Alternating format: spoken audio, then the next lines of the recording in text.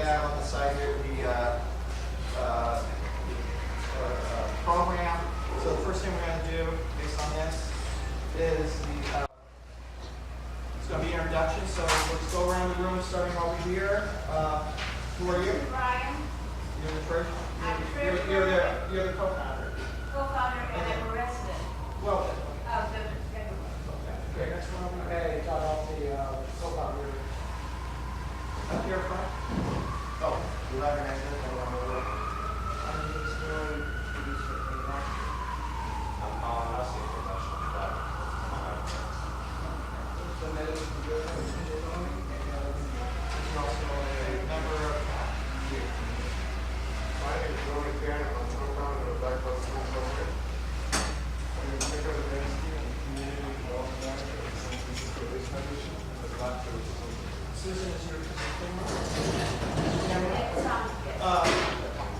Jim Tracy, Videographer, partner.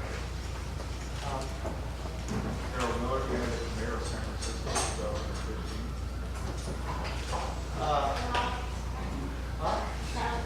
Okay, right there, right? Back here,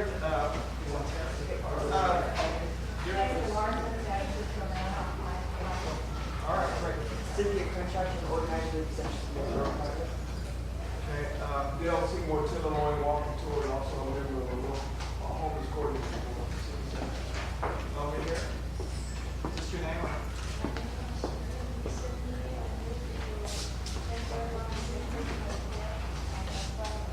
All right, in the back here.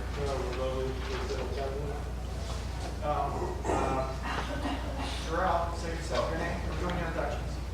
Can I hear you? Introduction, just say Oh, my name is Jerel Banks, and I'm here living in Tenderloin. I'm a supervisor in 2014, Jerel Banks. E6? in the back. Johnson Moore, part of Northeast Credit Union. I'm Wayne Chessman. I'm an admirer of our speaker. All right, so at least you got one person to go. Go ahead. All right, Tony, Tony Renzo, videographer. in the back here. Part-time lobbyist. Dennis, want to introduce yourself? Unplug this cord. Well, anyway, that's nice. We're bringing in the drinks. He's our one of our organizers. Now I'm going to give a brief description of Tenant Association Coalition. Since 1989, Tenant Association Coalition of San Francisco is instrumental in the support of tenant leaders to establish and maintain tenant associations and to build community to improve the quality of life for residents and their environments. TAC promotes tenant rights, advocacy, improves tenant-landlord relationships, and building conditions. TAC provides resources for tenants and helps to preserve affordable housing. TAC advocates for those living in supportive housing buildings and encourages tenants to become tenant leaders by attending tenant advocacy workshops. We want to welcome you all to our 15th year celebration. Then there was a list of ground rules that the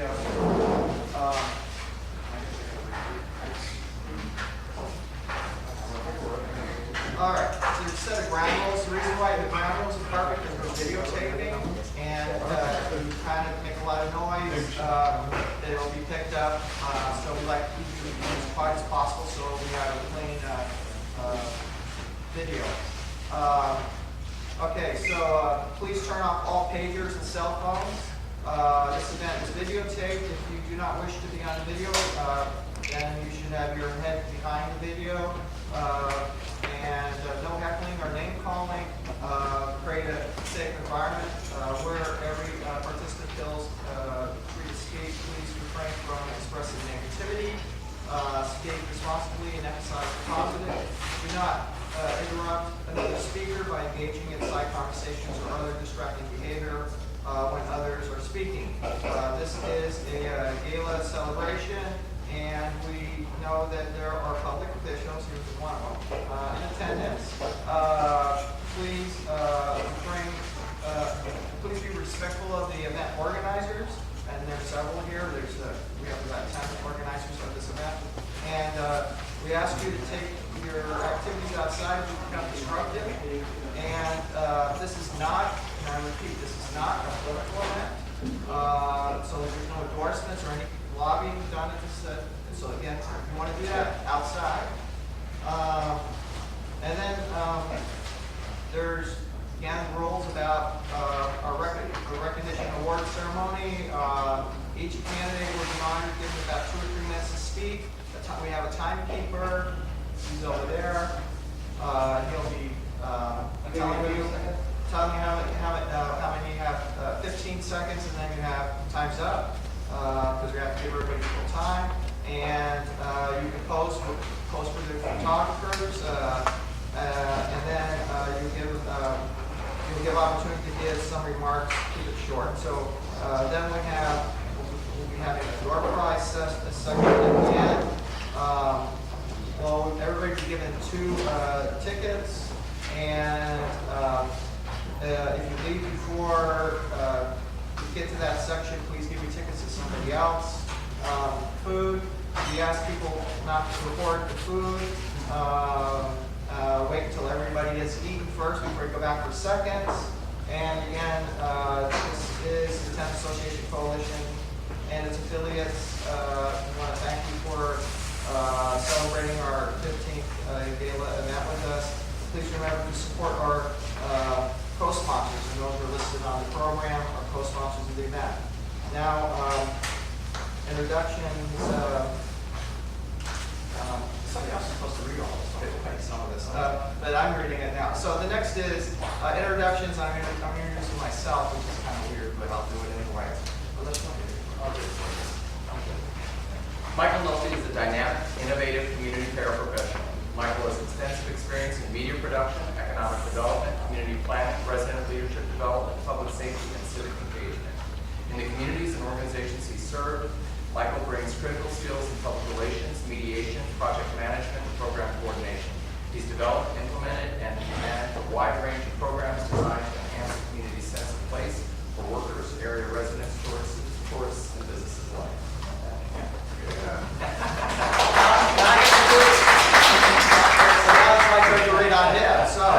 Bevan Dufty was appointed to serve as Director of Housing, Opportunity, Partnership, and Engagement, HOPE, on January 27, 2012 by Mayor Bevan. And the lead, HOPE, is dedicated to addressing homeless services, which are not homeless, and better outcomes for individuals who are homeless and or living in supportive housing. Hence, there's the connection to this mainly addresses supportive housing. So, with that, we're going to let our speaker speak for the next until he can, until he loses his voice, maybe.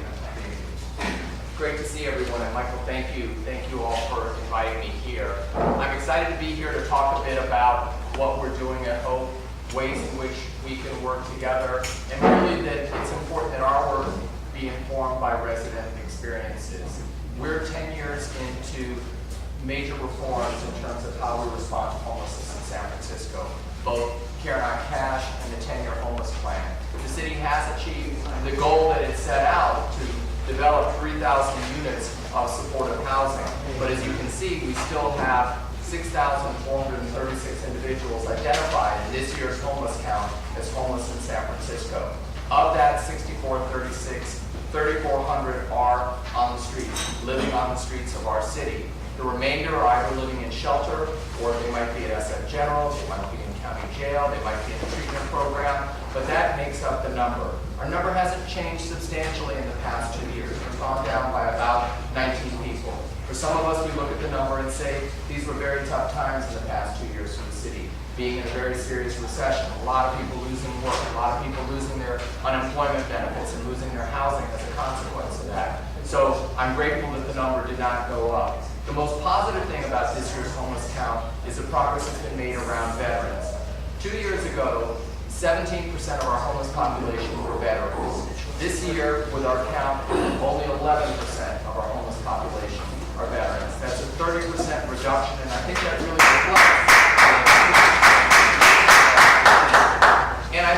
reflects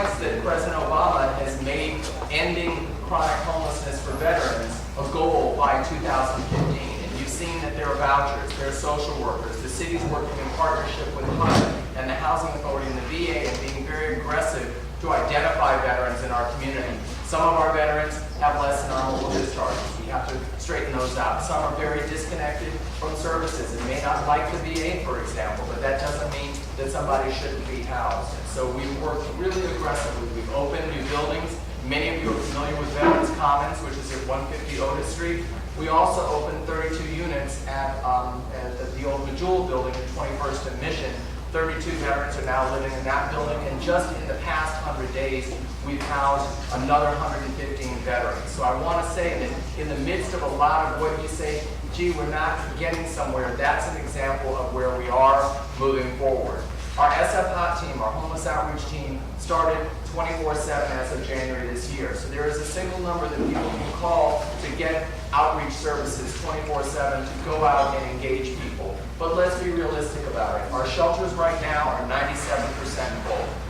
97 to 98% full. We have 1,145 shelter beds in San Francisco. We're looking to open later this year the first LGBT-focused shelter that's going to be at Forest Street Community Services at 21st and South Van Ness. There is a proposal to add 100 shelter beds in the Bayview neighborhood. In District 10 and District 6 have identical numbers of unsheltered people living on the street. 1,200 individuals. Right now, in the Bayview, the only shelter that exists there is in Providence. It's an emergency shelter. It's up to 110 individuals. It serves both single adults and families, but individuals have to sleep on a mat, and they have to leave by 6:30 in the morning. And I'm a parent, and I think you can appreciate how difficult it would be to be in a shelter and then to have to get your young child up and be up and out at 6:30 in the morning. So we went and secured a grant from the state for $1 million. Many of you are familiar with Mother Brown's, also known as United Council of Human Services, which is at Jennings and Van Dyke. I think they do a spectacular job. They feed people, they have case management, they have lockers, they have washing machines for people and showers. But the situation is that they've had 50 chairs, much like the chairs that you're sitting in, and people are allowed to sit in their resource center, and it's not even legal for them to sleep in the chair. And there are people in District 10 that are so limited in their outlook that they actually think that by opposing the opening of a shelter, it's going to make people who are homeless go away. And that we've had people for 10 years sleeping in chairs, which is terrible for their health. So the first measure that we have to get this shelter approved is coming before the board's budget committee next week. I would ask you to help me, but the opponents say that I'm trying to ship people from the TL to the Bayview, which is not true. There are 1,200 people identified in this year's homeless count. But I say that to say to you that we are really fighting for people, and we're fighting a lot of bigotry and discrimination against poor people and people who are homeless. And I know that that is a tremendous burden for people to share. And I think that, for me, as a former supervisor and someone who has some recognition from serving the city government for 20 years, I talk about these things, and I talk about the fact that some of the companies that have come here, that are companies that are seeking to be juggernauts in the world, that I would like to see them hire more African Americans. If you look at some of these companies, they do not have a workforce that is either coming from the communities in which they've come into, or are they having the diversity of this city. I can tell you one very successful company, 600 employees now, occupying a major building on Market Street, has 3 African American employees.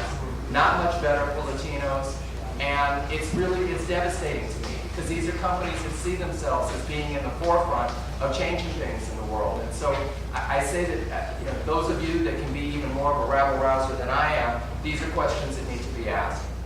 So I'm really grateful to be here because many of you live in housing that is so critical for us, and particularly here in the Tenderloin. In many cities, housing in SROs and low-income housing is housing that is not often adequately maintained. It's housing where the governmental systems don't address crime in the proper manner and don't make sure that it's safe and inviting for people. And this is really important. And I am concerned because I get complaints from people living in buildings in which there are master lease city units, and I am very aggressive to report to the health department and to other enforcement departments. And Many of you are familiar with the fact that the city has a code enforcement program. Any city department that has a code, police code, planning code, building code, health code, public works code, there are enforcement officers, and if there's a situation as there was in a residential hotel where someone that I helped to get housed had sewage leaking into their room, that is something that needs to be addressed. And I am concerned, and I have heard the city attorney's office does a very good job with code enforcement, but they don't generate the complaints. The city departments have to the fire department, for example, is a code enforcing department. And they have to generate these complaints for the city attorney to go and pressure and threaten to take these building owners into court or into a regulatory process to require that they make improvements in their building. And so I really wanted to emphasize, if you are not getting a response, or if your neighbors are not getting a response to complaints, please come in my direction and let me know, because we need to rattle the doors and shake the cages, so to speak, and make sure that this enforcement takes place. I am deeply concerned that where the city is investing in a residential hotel, it needs to be maintained to healthy and safe standards. And so I so appreciate that the Central City SRO Collaborative, we're in constant dialogue and communication. The Mission SRO Collaborative, there's been a tremendous press over the past year to change things at the BART plazas at 16th and Mission. The reality of the Mission is it has more private hotels than anywhere else in the city. Hotels that don't have a direct relationship with the city, where we're not in there, and it's a cat and mouse game where constantly citations are being offered, little steps are taken towards remediation, and then a couple of weeks later, the situation returns to something that's not satisfactory. And I think that this is something that we really need to have a hard-hitting agenda about, is that, you know, individuals that own these properties, yes, it's a complicated business, I understand it, but they also make money off of this, and that they have to be responsible like any business. The reality is, I am told by people that there are residential hotel buildings where many units are being kept offline because they are residential units, and that means that someone can live in them and they are, you know, eligible for rent control versus tourist units. And we really need to get out there because we need this housing. We have so many people that need housing that is accessible and meets their needs. One of the other major agendas that we have is about evictions. And yes, there are evictions that are taking place in the private marketplace and other movements, Ellis Act evictions and so forth. What I'm talking about here is that even buildings where we're involved, it could be the housing authority, it could be a supportive housing provider, and I want to start naming names because then people will think I'm pointing the finger at them, but I can tell you that in my work, probably 20% of the people that I see evicted are being evicted from city-funded buildings where the city has money in them. People are being evicted for things such as hoarding and cluttering. They're being evicted for financial problems. They're being evicted for anger management. And what I say to you is, the reason that we funded these providers was because they had expertise and the ability to work with individuals that do have issues and challenges. And I am frustrated because once someone is evicted, it is so hard to get housing in this town. That is a mark on them that really puts them behind a huge barrier, and the city is going to pay for it. Look at the dynamics of this situation. The city is funding the affordable housing provider.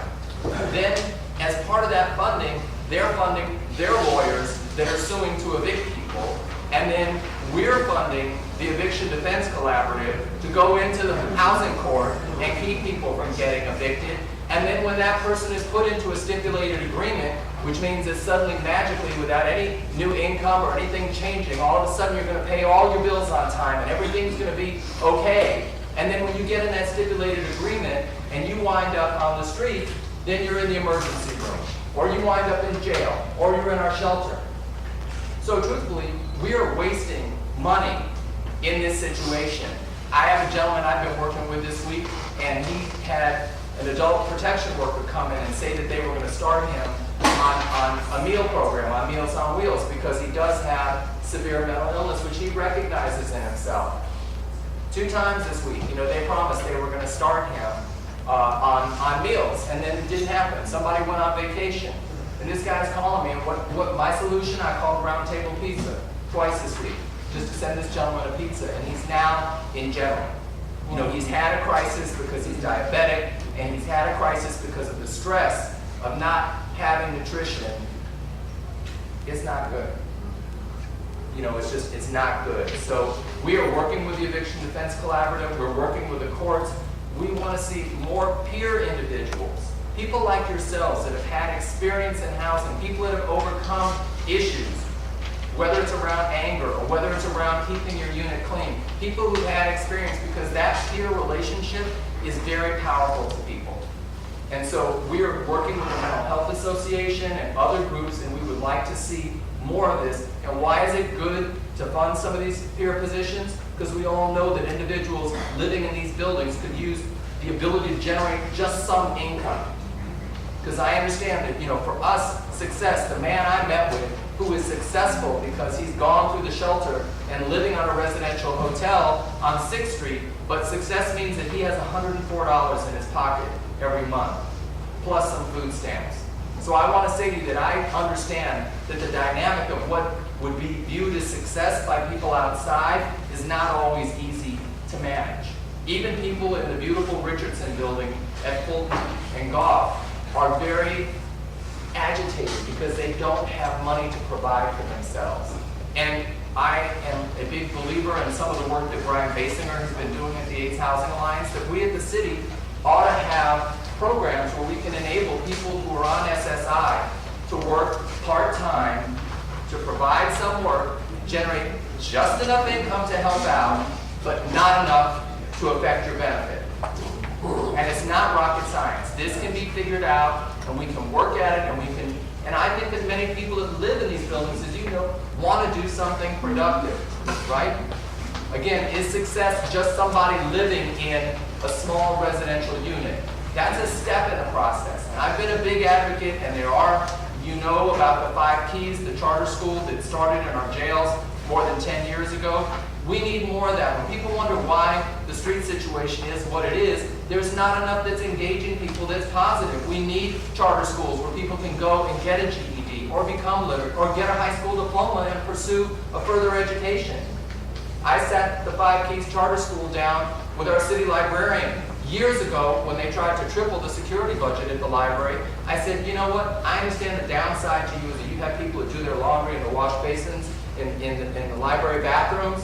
The upside is it's hellacious to case manage somebody when you tell them to meet you at the corner of Turk and Leavenworth. That just does not work. We all know that. And so the beauty of it is that people are here, and I said, why hire security guards? Hire social workers. And now the library has a program that is looked at around the world where they have social workers in the library and they have peer counselors. People who come out of homelessness, who work in the library, who can engage someone and talk to them and talk about what their path is. And we need much more of that. We need to be holistic and recognizing that all of us have issues and challenges in life. And that's the beauty of this community, is they're much more evident. It's a lot harder to hide. When you have money, you can hide a lot of things, right? You can kind of put it behind a door or go see a therapist every week. Things are a lot more real here, and I've come to appreciate that. And I think that we need more real solutions that look at the fact that people should live lives with dignity.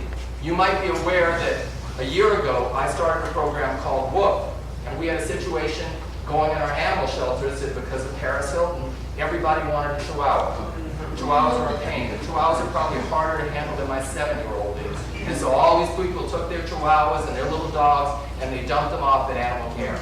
And I'm proud of our animal care system, animal care and control, because nationally, only 36% of dogs that go to a city shelter come out alive. That's a terrible number. And in San Francisco, it was 85%. But that number was dropping because of all these little dogs. So if a dog had an issue, you know, an ear infection, if the dog was afraid of people or too aggressive, that dog was going to be marked not to be adopted and to be euthanized. So we got a $10,000 grant, and we started a program called WOOF, Wonderful Opportunities for Occupants and FIDOs. You seriously thought I was handing out heroin on the street. I mean, people just went, that's crazy. Oh my God, how can you give PETA, the People for the Ethical Treatment of Animals, who have now been proven to be euthanizing a heck of a lot of dogs that they have in their shelter. But PETA came out and said, how can you give these dogs to people who are mentally ill or have substance issues? And I said to them, I would like to come to a meeting of your board of directors and see which of those directors have mental illness or substance issues. I said, I speak to churches all over San Francisco, and I have never stood in a room where I could look around and not say with confidence, people in this room are generating income for alcohol and drugs. I'll raise my hand. You know, I have a drink. So what is this judgment? What is this, and as a result of their negativity? And let me tell you, one of the ladies that adopted, all the dogs were adopted. We had 8 people working in pairs, 4 dogs. One woman lost 16 pounds in 7 weeks. Her doctor had been fussing at her, and just to have this human interaction and have to get out and go 3 or 4 times a day to walk that dog changed her life. Another individual, this young man had been on heroin. His teeth were ravaged. He felt like he had a red H on him, even though he was housed. And as a result of saving this dog's life, he went and decided to go get dentures through Project Homeless Connect. He decided he wanted to be a different person. So one of the things I'm proud of is that there was a Mayor's Homeless Fund that I did not know existed. It had been kind of hidden in a city department. There's legislation at the board that's up next week for us to take it over. And I want to get out there and I want to get programs like this going. I want people to recognize the dignity of people who are on fixed and low incomes in San Francisco and see what these individuals can contribute to the good of this city. And that's it. I mean, we are fighting a battle here because basically people want people who are homeless to go away. And it's a terrible time. This is the worst time I've had in my job. This past month, people are fussing. And they're fussing and they want the cops to come out, and they want the street cleaners to come out, and they want the outreach people to come out. And the outreach people have virtually no shelter beds, and we have 240 stabilization units and SROs, and only 5 are vacant. So what does that mean? We push people from one block to another block. And I said when I took this job, I'm not in this job to push people around. I'm here to house people, I'm here to help people, I'm here to have a program that is logical and rational and makes sense to people. One of the major things that we need to focus on is New York does something where they go into the shelters and they go into public housing and they do financial empowerment work. And that's something that the Treasurer's Office is doing, Meta is an agency that's doing, and we need to do more of that. You saw my office fight for the free Assurance and Nexus cell phones. People on SSI should not be paying for phones. There should be lifeline service, and that exists now. But we know that many people who are low income are affected by things like payday loans, other things that are tearing up their credit and making it hard for them to make ends meet every month. And so I want to say that if any of you are in buildings where you're interested in doing this kind of work, if you think tenants or you can refer individual people, we will connect them with the City Treasurer's Office, which has Bank on San Francisco. Bank on San Francisco, Jose Cisneros, and I will disclose, he is my child's godfather, so I'm biased in this regard. But he has enabled 50,000 people to have bank accounts, to not have people go through these check cashing. But we need so much more because this whole issue of where people are financially is huge. I do want to say that Leah's Pantry is an organization. If you're not familiar with it, it is a great organization. Leah's Pantry has starter kits that they will come and work with buildings, and they have small crock pots, and they've got sharp knives and cutting boards and things of that sort, and they will come and work with the building. And again, nutrition, one of the things that I hope to do through the Mayor's Homeless Fund is I wanted to have food trucks specifically come for low-income people in the community because this is a food desert here.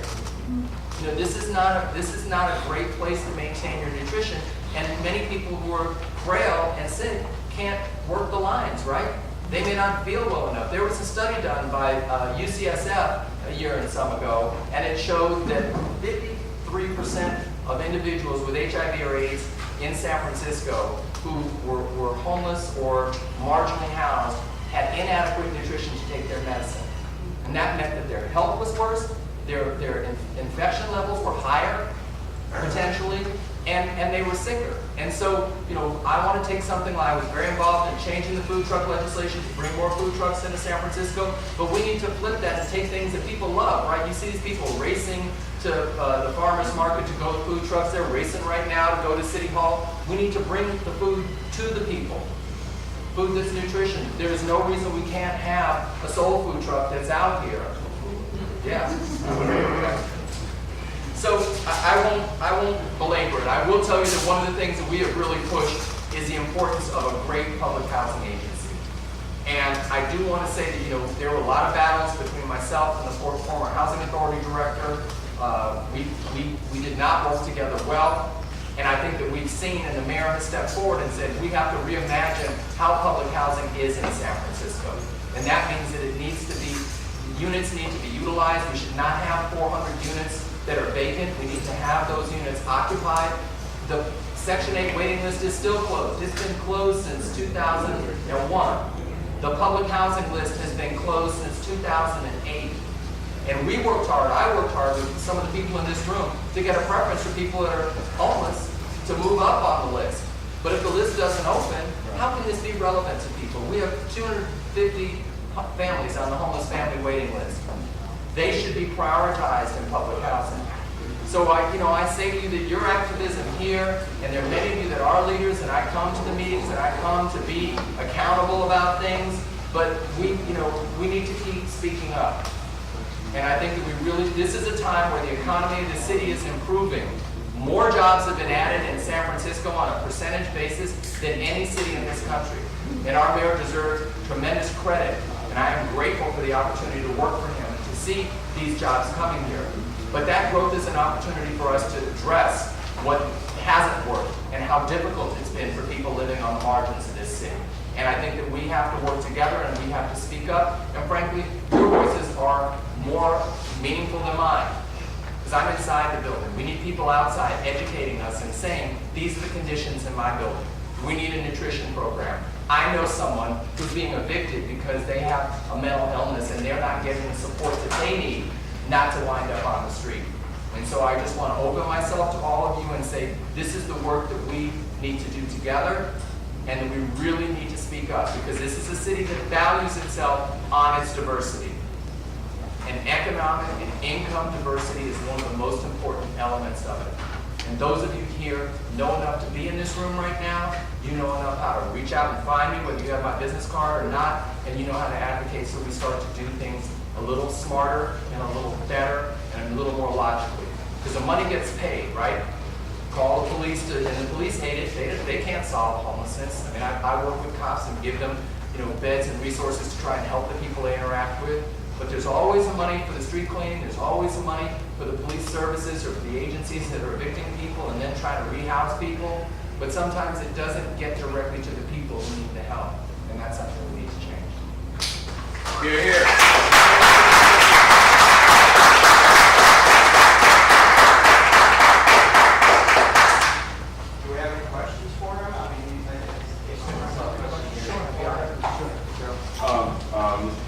So I like what you were talking about, the actually going inside the SROs, because that's one thing I live in the SRO, and it's supposed to be transitional. And do you have any ideas on how to make SROs that are transitional, actual transitional, like having the services that are like contracted with the city, and the building that's contracted with the city actually have some of these organizations go inside those buildings to help people find jobs, and because a lot of the buildings are harm reduction.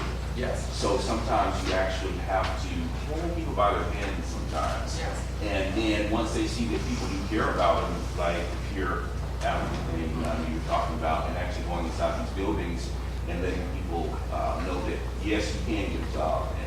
And I have a plan that I would like to talk to you about. Okay. About Well, it's an excellent question. And first, let me say that there is a homeless employment collaborative. So there's something known as CAG, and it is funded through McKinney funds, so federal funds, and it's a group of 10 agencies that specifically work to help people who are low income or people who are homeless exit homelessness through employment. And so we can, if you come to me, I can refer some agencies. I think they're interested in going. We just had an LGBTQ Connect.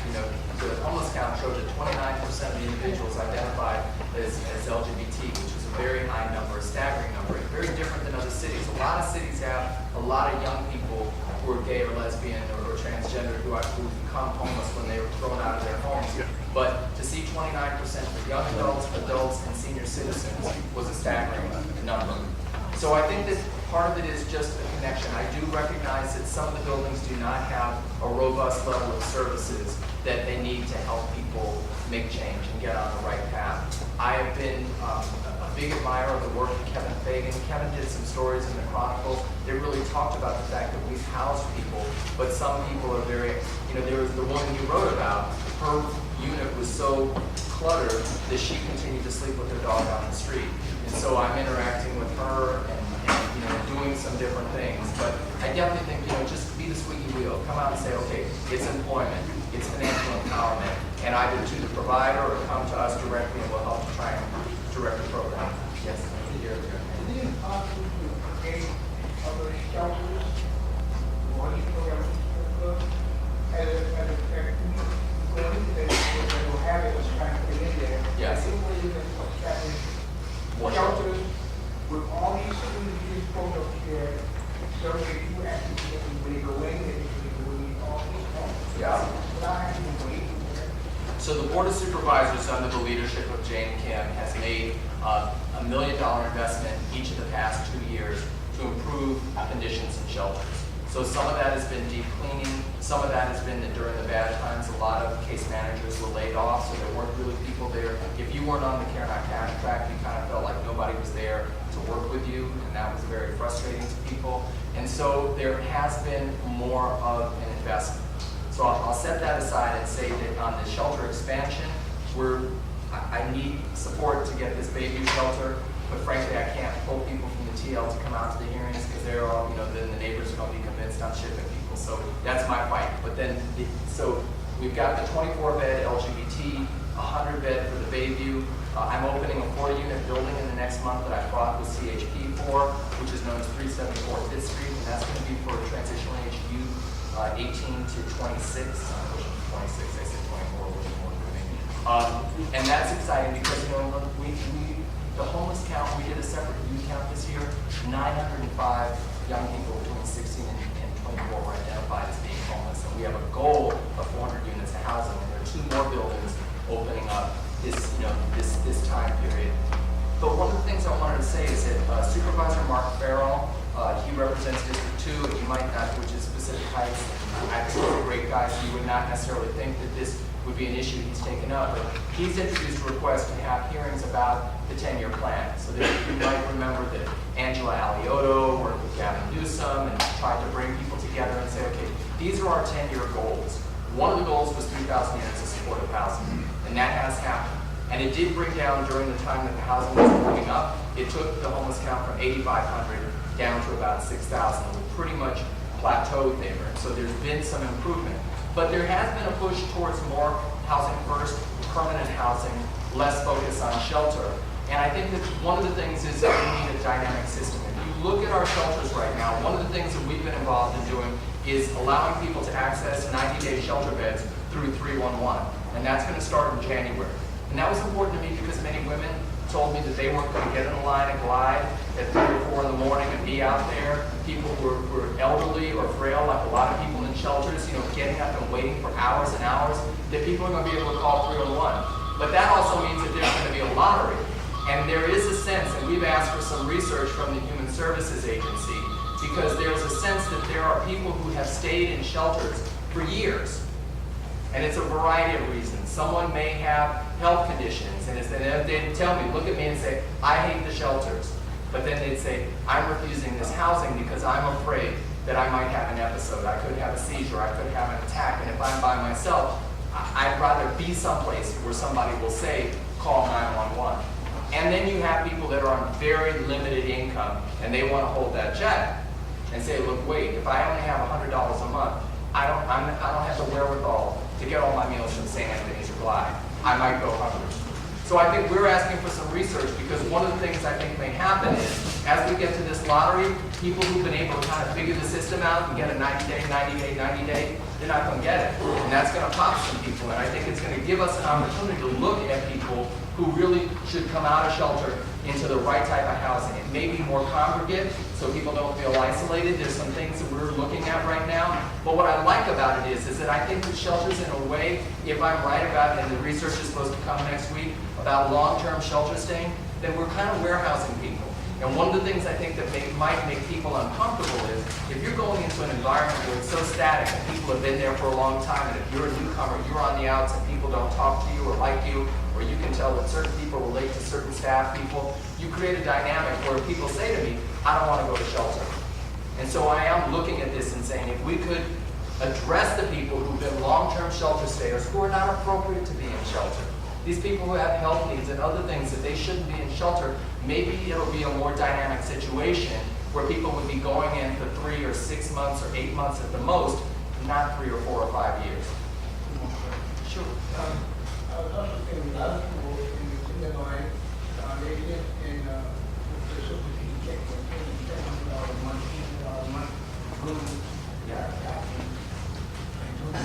So, I was just wondering if anything was possibly to get people very housing for people who actually pay credit tax rather than the full loan price, because it's very expensive, a lot of people are going to take advantage of it.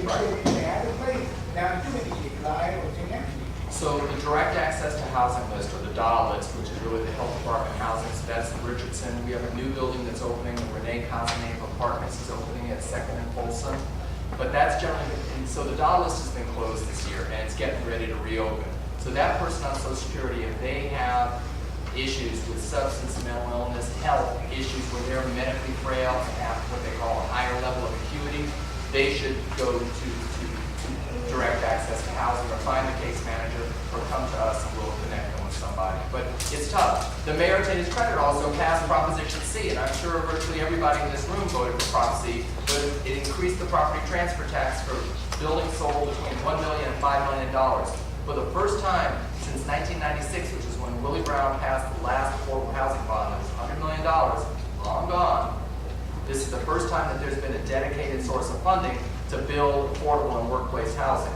The challenge is not a lot of it is housing for homeless people. It's generally more workforce, which is good. Every middle income to working class to low income household needs help with housing. It's outrageous how expensive things are. But it's not directly the answer for us here. It's a piece of the puzzle, but at least there is a consistent funding stream, because that's been difficult, because as you've seen in Washington, the Republican administrations, they kept cutting money on public housing, and then you see what happens. They're buildings that nobody wants to live in. Yes, sir. When you talk about SRO,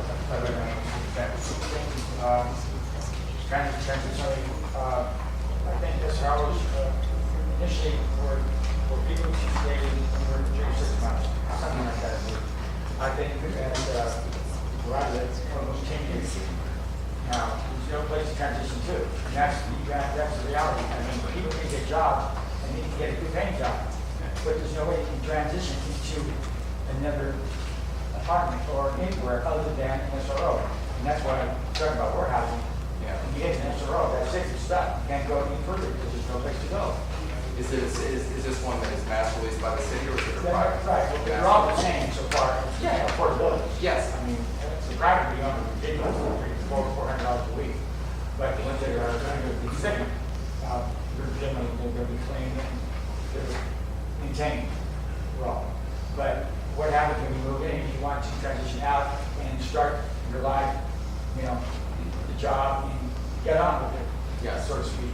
There's no place to go. So one of the things we're working with the AIDS Housing Alliance, because Bryan Basinger has figured out a way that you can sit down with one person and apply for all the affordable housing that's available.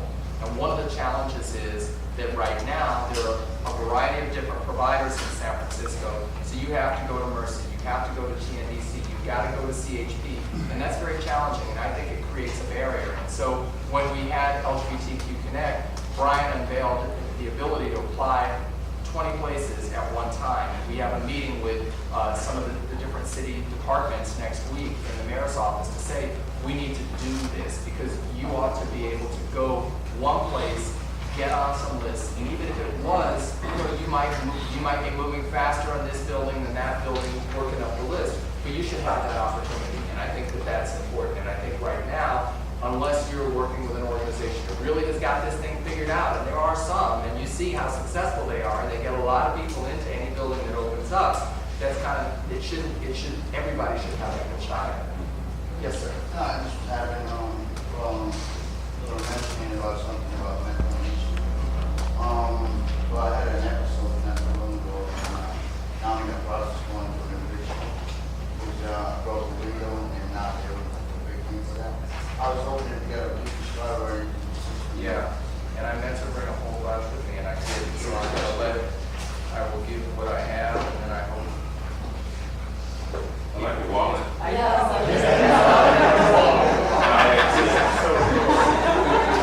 How many people do you think will have when I'm checking out somewhere? That's why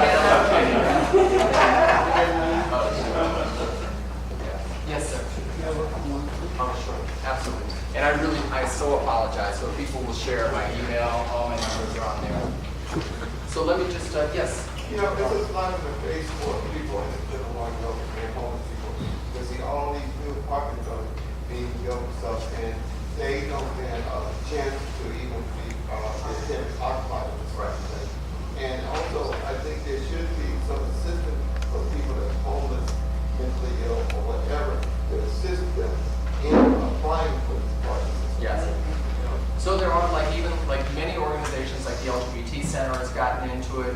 You just have to get out because all these buildings have what are called inclusionary. They're required to either contribute to the building of units or to put units on site. But again, you've got to navigate some systems that are complicated. So whoever your favorite provider is, go get in. I mean, there are ads in the VAR right now for below market rate rentals at the building being built next door to the center. And I'm frustrated because I'm not sure people are being talked to say, get your application. I mean, we've definitely seen it in the Baby. The Baby has totally changed how they approach it because they were seeing 80% of the people going into new buildings coming from outside of the community. And so, and again, everybody is welcome. I understand fair housing. We all do that, but we also understand that there are groups and communities that are more organized. As you're saying, we've got to get more organized to give people a fair shot. Yes, sir. What is the term affordable housing? Can you put a number on it? No, because it changes all the time. It's all Is based that on a percentage. jive term that is used to deceive people that there is availability when there really is no availability? No, I think unless it's- you're I making think it's- 30,000 or more a year. You are absolutely right. I think it is a term that does not have meaning because depending on the building, some buildings it's all about area median income. So there are some buildings where you have to be at 50% of area median income. There are some buildings where you can be at 20% or less of area median income. So if you look at a building like the Richardson or you look at the Rene Cazenave, they have very low thresholds, but then there are other buildings and it's complicated, and that's why you've got to have leadership at CHP and other organizations that can help you navigate it because the patchwork of affordable housing, it is complicated. And buildings, depending on the financing, because sometimes you take state money or you take tax credits. I don't think they're doing it for evil reasons. I think it's just complicated depending on where the financing comes from. But you're 100% right. The term affordable housing doesn't have meaning because for me, it's going to be something different than it is for you. I agree. So I'm going to do two more and then we'll get out of here so I can go. Yes? Mr. In the area, TNDC is a big behemoth of an organization in the Tenderloin area. And I know that at times they may send out 300 things to say, we'll come, bring $35 so that we can do a background check for you. And then you will be still put on this waiting list to maybe going west. That's what happened to me. So all like 200 people on a Saturday and Sunday are waiting around and having their $35 money orders. And all of a sudden, they lost my application of some sort. But is there anything in the works of, because one thing I do like about the DAW program is that they take you in, you don't have to worry about a $35 money order or having your whole security deposit to move in there. And so my question is there anything in the works of this $35 background check that the TNDC and other organizations are having people come in mass exodus or whatever you want to call it, and then is there anything in the works to stop that, or because some people can't pass a background check, and so $35 is just going down the drain? Right. Well, I will say that I was able to work with TNDC, and I had an individual who had been evicted from a building who was accepted into a TNDC building. So I think that I do believe that they will stop and carefully consider consider the potential to somebody for success. This issue of the application fee had not been raised with me, and so next week when we sit down to talk about the application process, I'll ask about that, because I think that that is. And they do it on a day that people, that case managers don't work. Right. And they do it here, because they wanted me to come here on a Saturday, but I wanted to get support from a case manager that I had that has expertise on navigating stuff. Great. And so all of a sudden, they lose my application once I tell them I wanted to have my case manager present. I'm so glad I listened to your questions, so it'll give me something to ask. Thank you. Yes. I have a problem in that, the word affordable housing has absolutely no. Yes. It means something to the people that jobs was figuring their income. It means nothing to the word affordable. For the purpose of the course, we would change the type of affordable housing because it doesn't make sense. So when you say affordable housing, they want to pay $4,000 and have certain income, and you don't have it therefore guess what you do? Right. Two, things that are making in the Tenderloin, many times they are involved in getting into the place that you usually that have not been here. Everybody else comes and they get into the places. And therefore, the people who outside, they are Yes. no house. So I think all this stuff, get a question. I got the point. I got the point. And I will stop. I see Captain Charnas is here, who's been a friend and somebody I respect greatly. I know he's made a positive splash in the neighborhood here. And Michael, I just want to thank you and thank everyone. Please, I look forward to working with you. Thanks for having me. Thank you.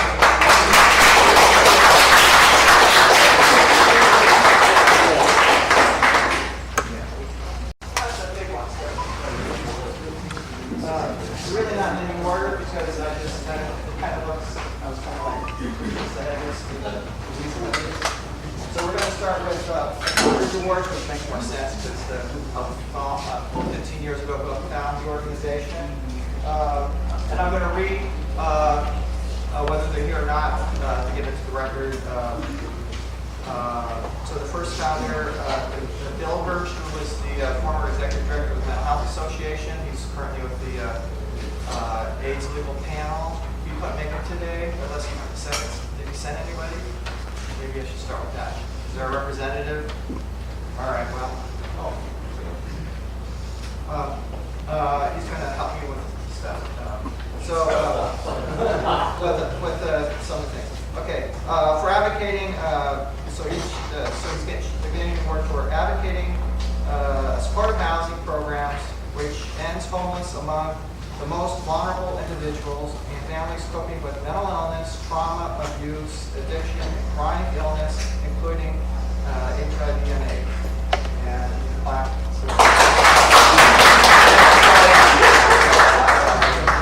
he was voted, this was for now. Now, see, the thing is, he has an office, so I figure, well, since he has an office, he hasn't put something up in his office. Since he's actually I should say he's Esquire, he's an attorney, so. Okay, it's now big order. The next co-founder is somebody by the name of John Nulty.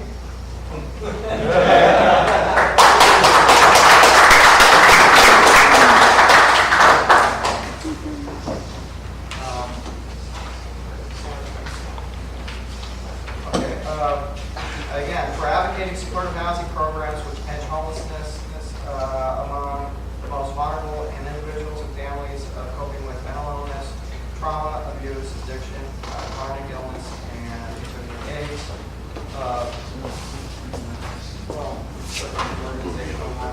How you doing?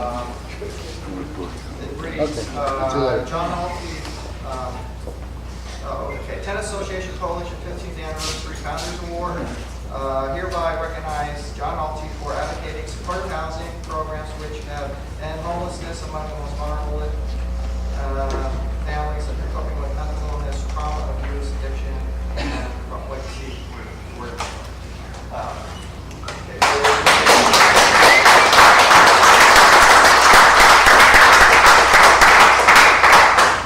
Each packet that somebody gets is going to be slightly different, but you'll get the gist as people go on. So the first recognition comes from, which I'll have you on, special recognition from congressional recognition from Nancy Pelosi's office. The next one is from the San Francisco Board of Equalization at the state level, Board of Equalization. I'll read this because they usually write good resolutions. This is a resolution. An honor and recognition of your outstanding leadership and commitment to helping the residents of the Tenderloin neighborhood to live more stable and safe and healthy lives, most notably by working to ensure tenants and supportive housing and receive vital services and resources, and a deep appreciation for enhancing the quality of life for all San Franciscans. Congratulations on receiving the Founders Award of the Tenant Association Coalition San Francisco on the occasion of the 15th anniversary celebration. We wish you the best success. And I'll just show these without having to read them real quick. So one from Mark Leno, this State Senator Mark Leno.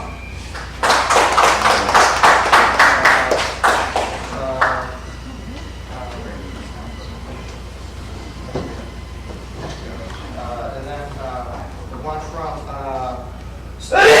State Senator Leland Yee. Next one is from Assembly Member Talamiano. And then the next one is from Assembly Member Bill Tim.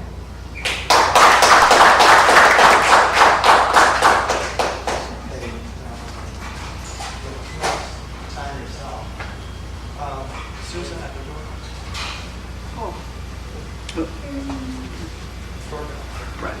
I want to thank Tenant Association Coalition for getting the work that it's been doing for the last 15 years and continuing 15 more years to go. And I think we have a lot of still things to do because there's still a lot of hard work here going on.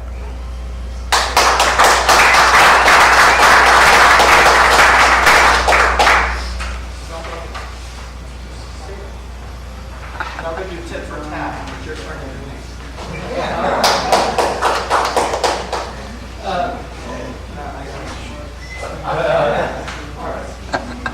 He didn't know I was going to do that.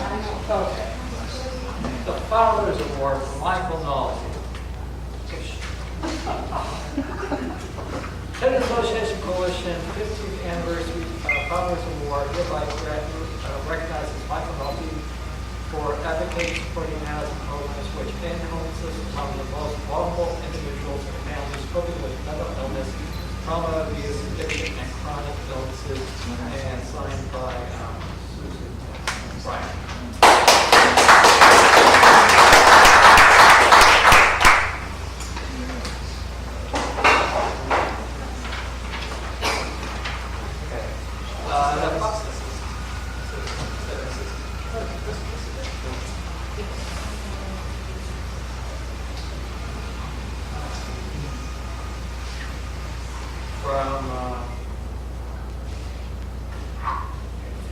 Special recognition and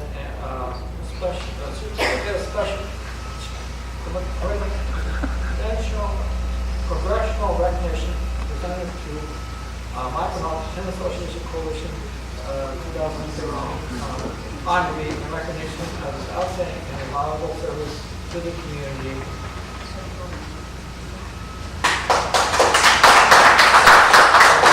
Board of Equalization. The first district recognition, Michael Nulty honored in recognition and outstanding leadership and commitment to helping residents of the Ceremonies neighborhood live more stable, safe, and healthy lives, and most importantly working to ensure students and supporting colleagues with vital community services and resources, with a deep appreciation for like San Francisco. Congratulations on receiving the Founders Award of Tenant Association Coalition San Francisco on the occasion of the 15th anniversary celebration for best wishes for continued success, dated October 25th, 2013. signed by Betty, member of the First District for Awardees organization.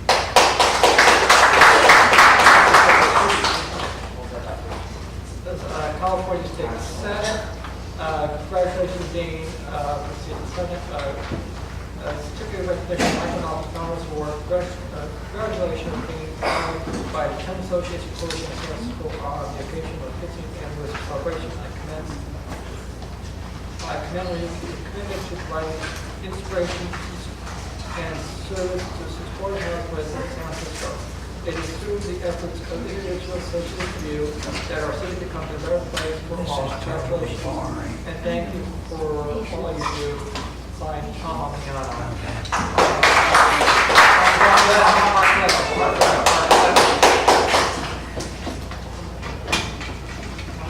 Okay, this one is from Senator Leland Lee. Certificate of recognition presented to Michael Melvin 50th anniversary celebration of Tenant Association Coalition.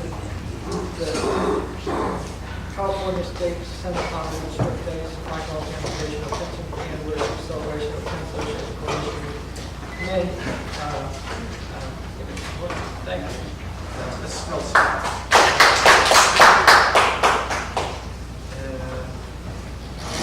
From Assembly, Tom Miano. In your honor, it is with great honor we present the certificate of recognition to Michael Nulty and applaud you for being the co-founder of the Tenant Association Coalition. We celebrate your inspiration and service and supportive housing residents in San Francisco. Thank you for your dedication to the community. We wish you for the success of Tom Miano. And lastly, from Phil Tang, Assemblyman in District 19, Michael Melvin Founders Award, 15th anniversary celebration of the Tenant Association Coalition, commending Michael Melvin. So, on the occasion of the 15th anniversary celebration of the Tenant Association Coalition, in recognition of your service and support of housing residents in San Francisco, congratulations on your notable achievement.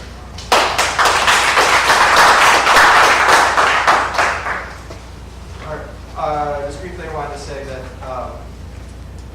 when I got involved with the Tenant Association Coalition, actually what happened was there were workshops that were being done by the Mental Health Association to help form tenant leaders in the various SROs, and I attended one and worked a set of them, and after that I said, what's next? And of course the executive director at the time also, she said, well, that's it. So I, as an organizer myself, I did a co-op on them, and I got the organizers together that just graduated, and I said, well, we have to do more than that, and that's how we formed an association coalition. We said that we got to do something now that we've been trained to be organizers and not just hang out in our buildings and use the resources we were just given. And so we also we had a reunion of all the previous organizers that had gone through training, and that's how the Tenant Association Coalition was formed. And then ever since then, there's been like at least 12 years or more of leadership training done. Support housing network, and you see it in the brochure that we have the pictures of the classes, or the graduation pictures.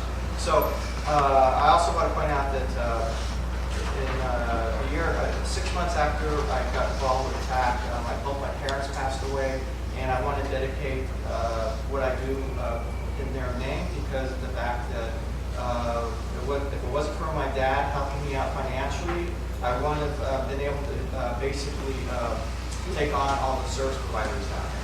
Because when they become a service provider, they get handed to them a fax machine, a business card, a phone number, an office. A tenant doesn't get any of that, and you have to compete with them. So when you go to a community meeting, you don't give it. They say, "Well, where's your business card?" And they look at you totally different because you don't have a business card. They can't relate to you. But if you hand them a business card and they can relate to that. And then you have to compete with the resources that an agency provides an organizer. And again, I'm not a paid-for organizer. I'm reiterating that. I use my own money first, and then I have to go find ways to get it reimbursed. But the thing is, we've been doing this for 15 years, this particular organization, and we will hopefully continue to do it. All right, so let's move on to the next person.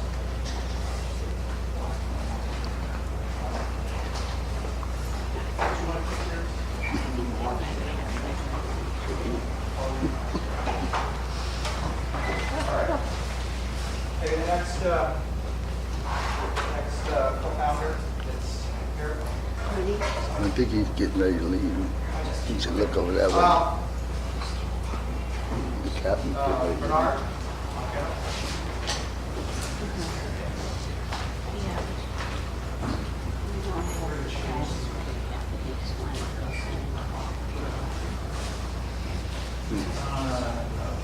All right.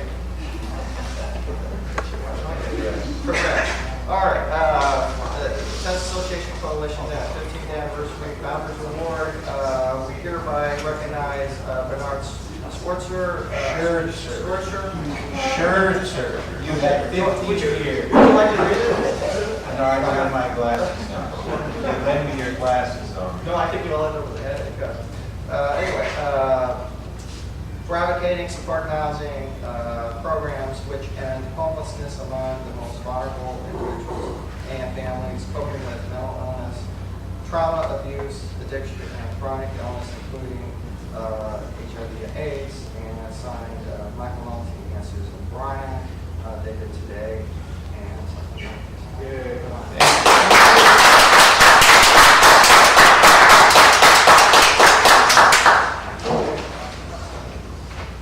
What's changed in my building of note has been the new, I don't know if it's connected to the roof, but there are now pets allowed in the building, and I see a big change for the positive with people, having a little responsibility for another living creature, and of course it's a boon to the dogs. So, thank you very much. I still have more. So the first one is from Nancy Pelosi's office. Okay. I'm not sure yet. That's probably your first one. Make it real quick. Which has your history here. And then one from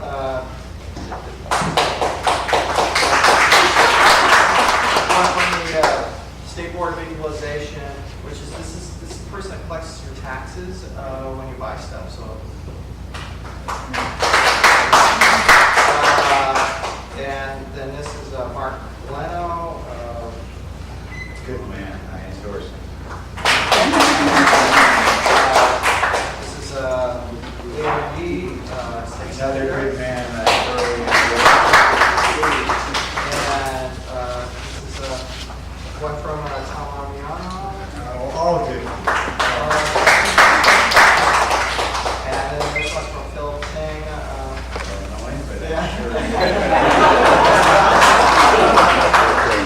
At least you're being honest. This could put in an envelope one. Oh, And he was the assessor that it is now.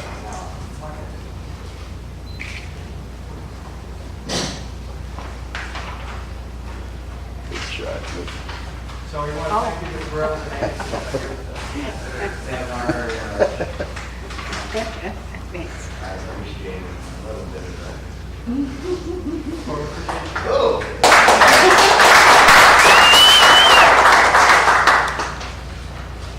Yes.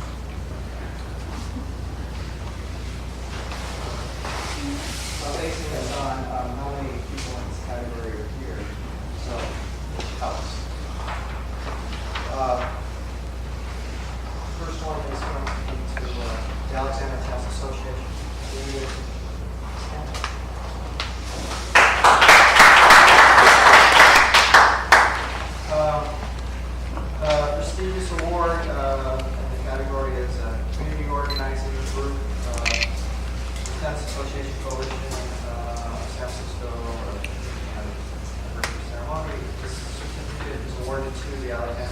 Association for developing and maintaining positive working relationships with building coalitions, with resident groups, community-based organizations, neighborhood and citywide stakeholders, as well as organizing community meetings for escrow tenants, providing engagement to provide awareness in the community process.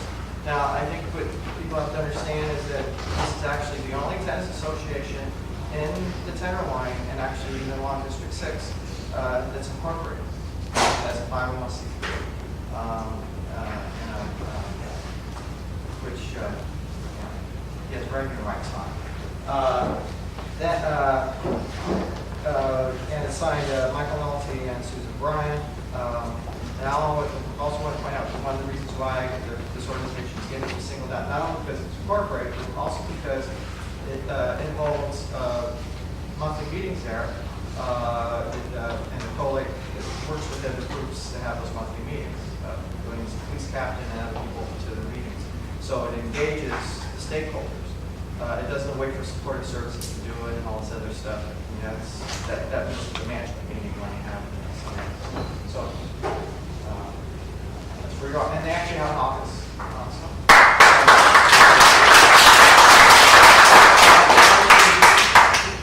I'm Reginald Meadows, President of the Alexander Tennis Association, and I'm glad to be here with you all today. So I'm going to get into the next one here. Reggie, this is a certificate of special recognition, professional recognition, and I want to take the time to do something here.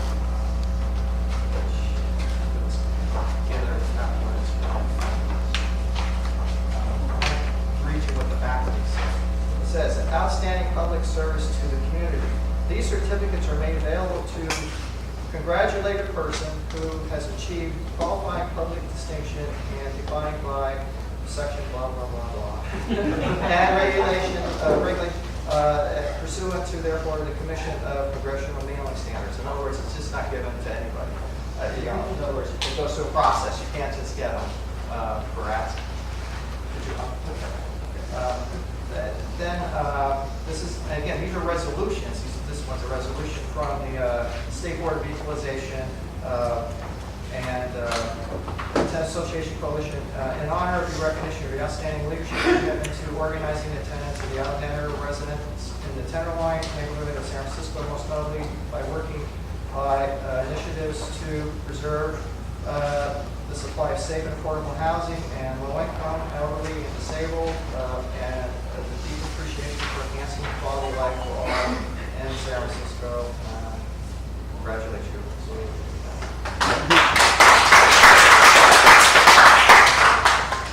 So in the interest of saving my voice, this one's from Mark Leno. This one's from William Lee.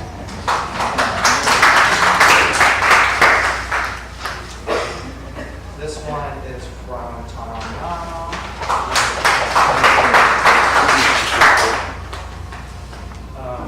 This one's from Phil Tanting. I have another one now. All right.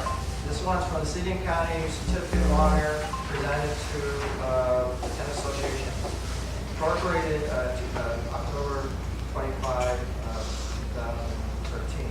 Whereas, on behalf of the City and County of San Francisco, I'm pleased to recognize and honor the Alexander Tenant Association Inc. Your hard work and dedication have been significant contributions to the vitality of our communities and city. Thank you for you and your outstanding service, and congratulations on being recognized. Best of luck for all your future endeavors. Therefore, I have hereunto set my hand and cause the seal of City and County of San Francisco to be affixed. Mayor M. Lee.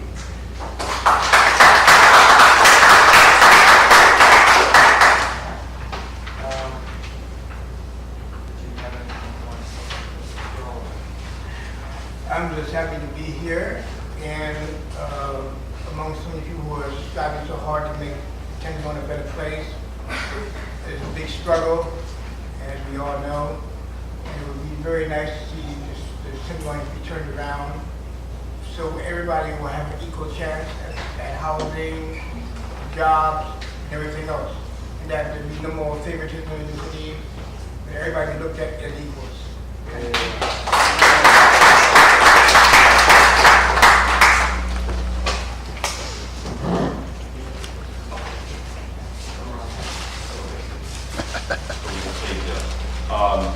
The next organization that I want to bring up is real near to my heart because they help me actually become the person that I am today.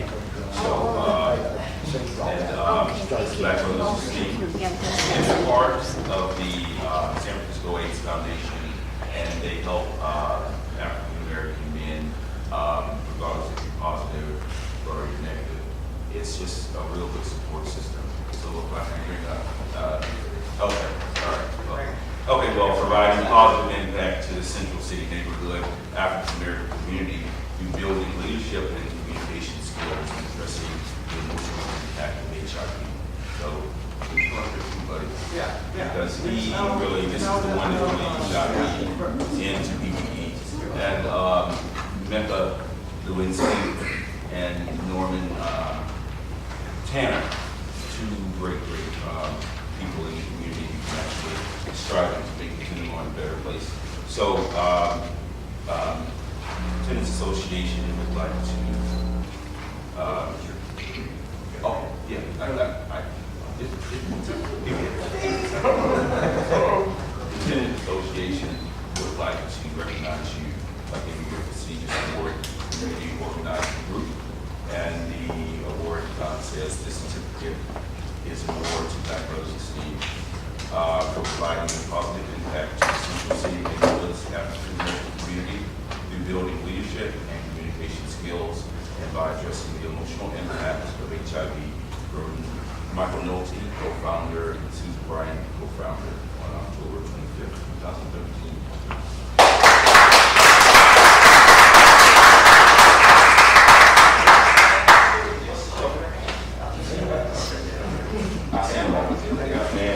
And I was at a health fair with them yesterday that Dish does at the every year. They came and done outreach about HIV.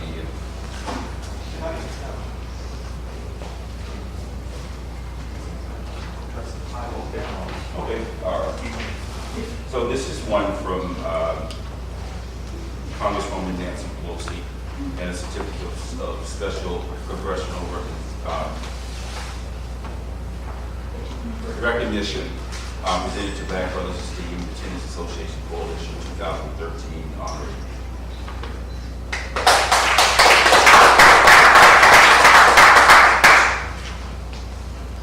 And the next one is from the state of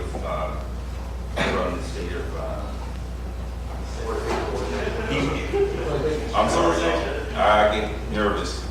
All right. From Water Equalization, and it's saying the first district resolution, Black Brothers Esteem. I'm not going to go through the okay. Because I know you have something. Yeah. So he's planning our Kwanzaa celebration at the LGBT Center. And then the next one is from the California State Senate, and it's from Senator Mark Nino.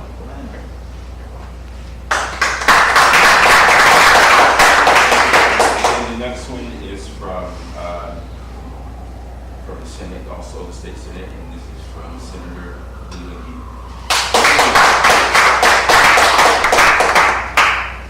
And the next one is from the Assembly, from Assembly Member Tom Mariano.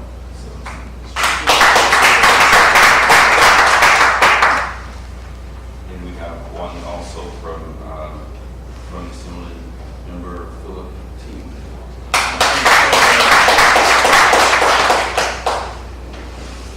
And from our mayor, Mayor Lee.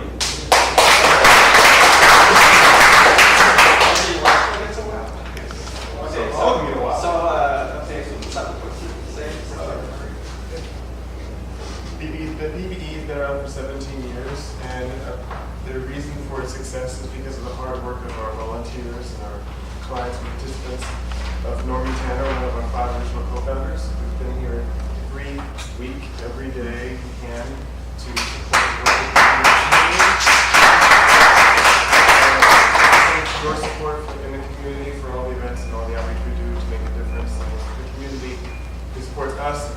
for the community in return. And we thank our funders, San Francisco AIDS Foundation, and the Department of Health.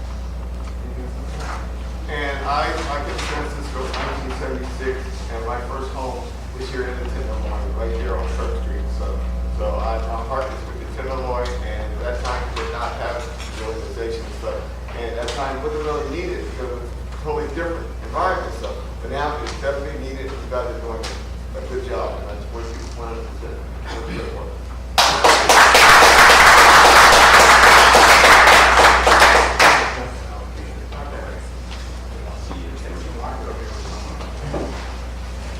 All right.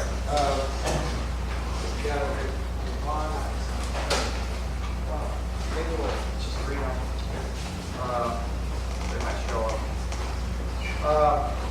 We're giving a disability, a business disability access award to Colin restaurant. Customers know they won't be faced with physical challenges at the Golden Cantar restaurant, which is on Market, which prides itself as the only fully disability accessible business in the Little Saigon Business District. Fortunately, I said that to all the people who sent that hand in awards. If you don't know what that is, they wrote Tenderloin. So I think people need to understand that there's a business district along Market Street Little Saigon. And again, I also want to point out, even though a lot of these words end up saying Tenderloin, the Tenant Association Coalition is made a citywide organization because we deal with SROs around the whole city, not just the Tenderloin. They're in the mission, and I think, even though people want to, because we're here in the Tenderloin, it's like we can't reach out to the rest of the city. Everything that happens here impacts the rest of the city. I mean, if we were to put our hands around City Hall, nobody would get to work. If we were to put our hands around, we would blockade City Hall, nobody would get to work. We could do the 9-foot soap through fields. I mean, they're all in our neighborhood, down here. We're the Civic Center area. We're the heartbeat of the city. Okay, so anyway, let's move on to the next awardee. You guys are missing out on door prizes and stuff. All right, thanks for showing up.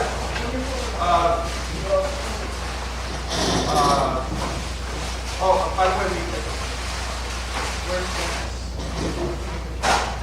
actually, food was started at 1. Yeah, so it never got served. No, well, foods. You can start opening up the food. Okay. I can't be doing everything. My hands are free for it.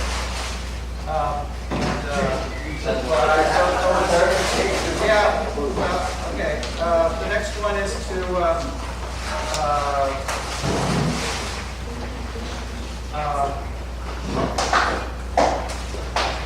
Community Impact Award to the God of the Health Association for developing and implementing initiative programs, implementing innovative programs that is individually tailored to meet the disparity of needs of the communities of San Francisco, and you would have been getting something like this on the other awards. The whole idea is put something up on their walls. They have an office. They can just get something.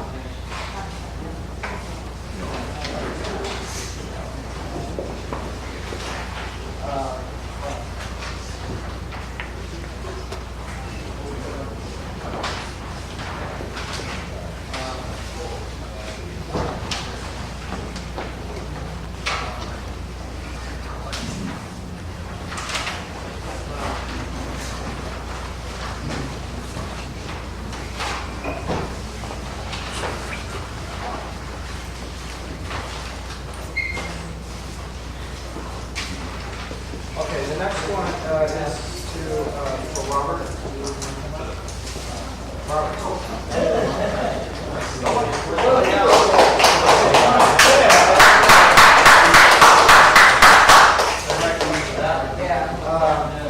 See now, you won't get my fingerprint.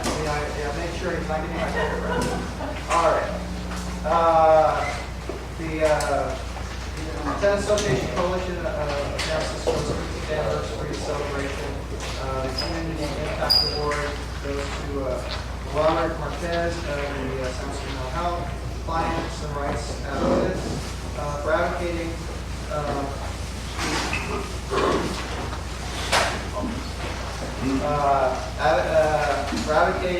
the fundamental principles necessary to ensure quality mental health care and protect the rights of those seeking mental health and substance abuse treatment.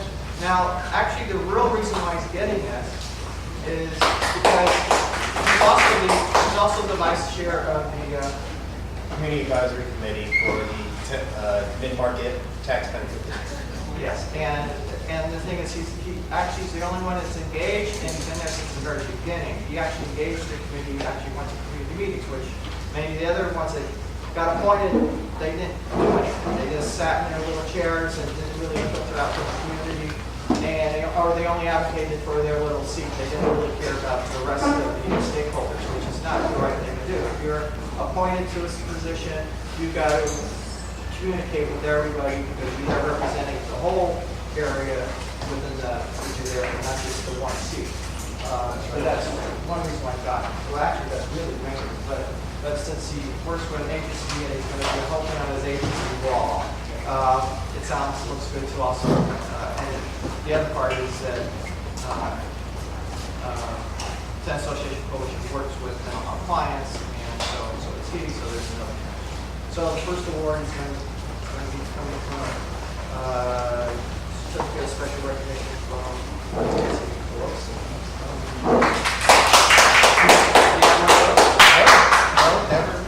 Never.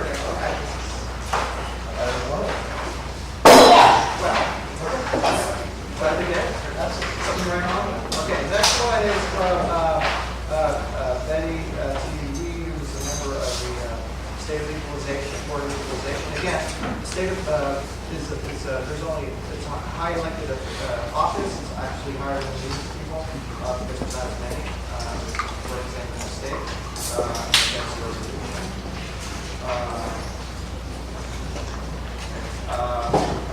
Did you want to Resolution Robert Marquez. Yes. Okay. In honor of your in honor and recognition of your outstanding leadership and commitment to fighting for the legal rights of patients and residents in the public mental health, and community care facilities, and resolving clients' complaints in a timely manner. Most notably, this program in record the San Francisco mental health clients' rights advocates, and in appreciation of your dedication to enhancing the quality of life for all residents of San Francisco. Congratulations on receiving the Community Impact Award of the Tenant Association for San Francisco on this of its 15th anniversary celebration, and the best wishes for continued success. October 25th, 2013. Betty T. Member.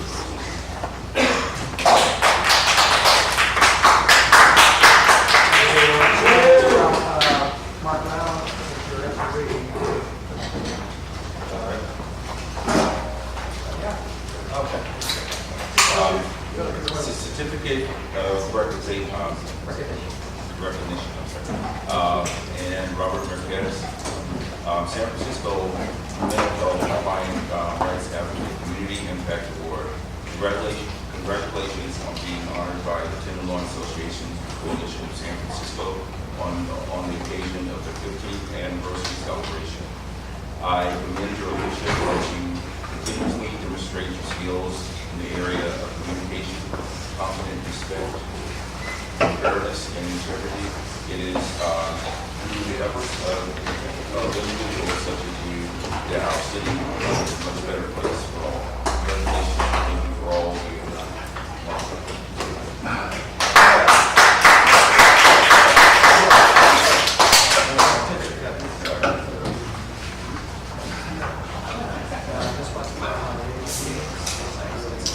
Okay, this is all.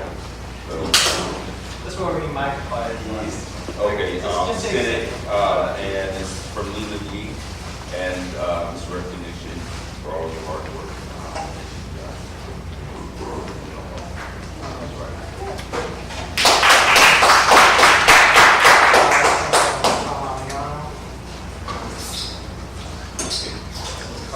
It has a card too over here. You and like him. And so, similarly, Robert Marquez. It is with great honor that we present this certificate of recognition to Robert Marquez. We celebrate you for being a true leader who strives to provide quality service for community members struggling with mental health issues through your work as a San Francisco mental health client rights advocate. Thank you for your dedication to the community, and we wish you further success.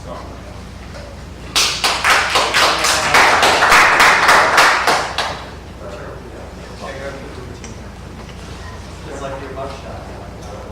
We got another one from this one's from Hilton. Okay, from similar routine. Community Impact Award, 15th anniversary of the celebration of Tenant Social Association Coalition. And they're thanking you for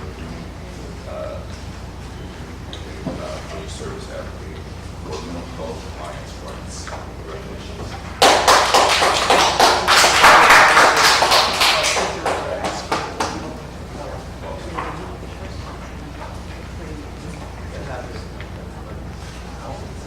All right, read this one.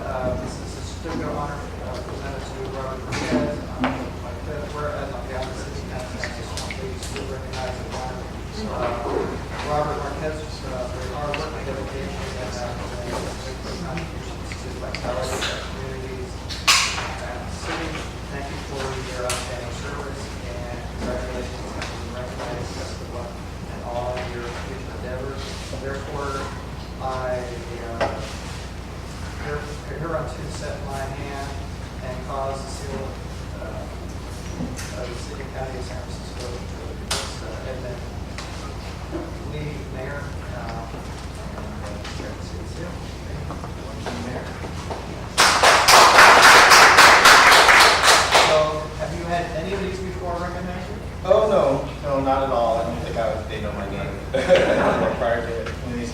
Real quick, yeah, if this was about mental health patients' rights advocacy, then this award would be going to the Heart and Soul organization, Angela Larson. But, when I realized that it was, and I wanted to do the last few years, trying to go ahead and work on the benefits for the tax benefit district and how they're plugging in. And one of the first places I stopped was actually with the TAC. And I have really benefited from the insight from just basically the role model. It says, you don't have to be this person, that person, you have to be the person with the best idea, who can speak truth about the situation, communicate it, and then you can really impact the neighborhood. And you guys inspire me, and I've been doing it in the past 2 years. I think this is kind of early.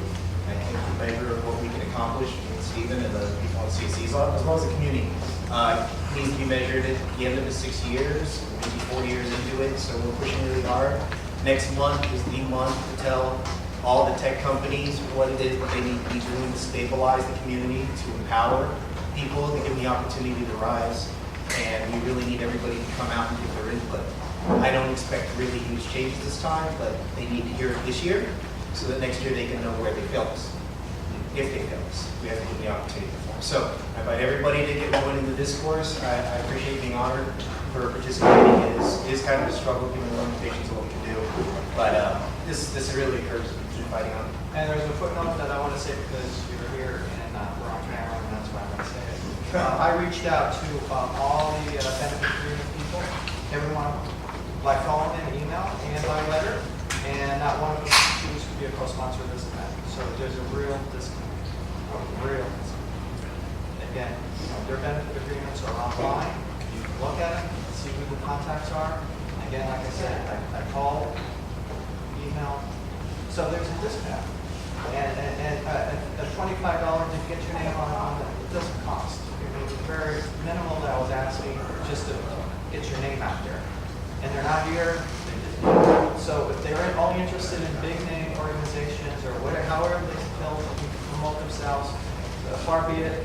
That's their way of working with the city, but not with the community, and that's they're called community benefit agreements, not city empowerment. They got the wrong idea. So this is the community here, and we need to work with us, not somebody at City Hall. And even though unfortunately maybe we need to move your meetings out of City Hall to understand that that they have to work with the community, that's what it takes. Maybe we can talk to Kim about that, saying, hey, the meetings are at City Hall, and it gives the mayor's office the upper hand because they think they only have to work with the mayor's office. But I think that the reality is grassroots organizing is here in the neighborhood, and people have to come see us in the neighborhood and ask what our needs are, and not find us at City Hall, and then under the thumb of the mayor or elected officials, because they may or may not really represent us. Just to that point real quick, and I'll stop. That was brought to my attention as a key market street for the masses, and I wondered whether they should continue, or whether there's another community organization already out there. And I said, well, yeah, there is. But it's the new people in town, and it's the new neighbors, and they're going to declare that it's their neighborhood, and they're going to name it after themselves, and they're going to say they were the ones who they woke up on third base and thought they hit a triple. They're that group. They're going to say the arts organizations are going to be Burning Man and the ACT instead of the long-standing small arts organization, black box theaters we have in the area. So we have to not wait for anything. We have to stand up and declare ourselves and declare that we're here, and that these are our needs, and we're not asking. This is their benefits. They already got their break. It's not a gift. Here, here.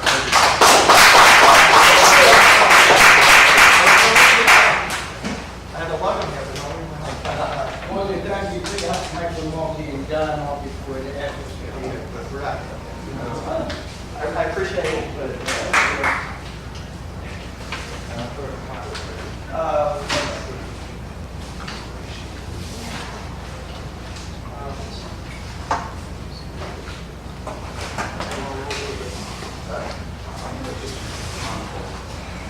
now we're going to get a break. Okay, is Frederick. Huh?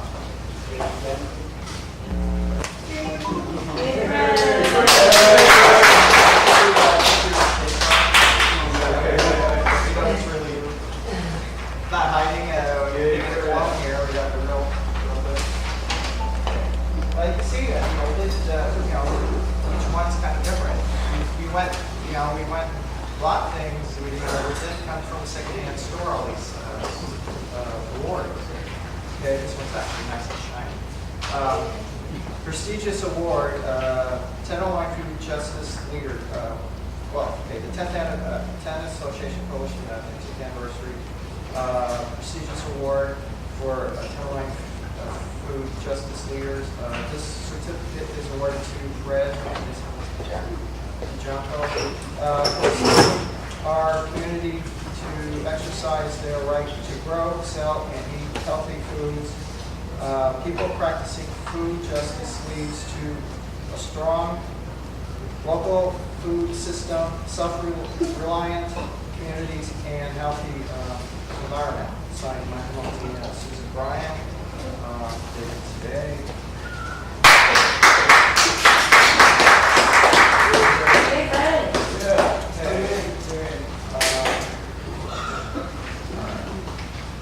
When we come to our events, we actually pile on the awards, which is something we all right, first one is from Nancy Pelosi, Congress. First Nancy Pelosi was the Congressional Award and 3 weeks.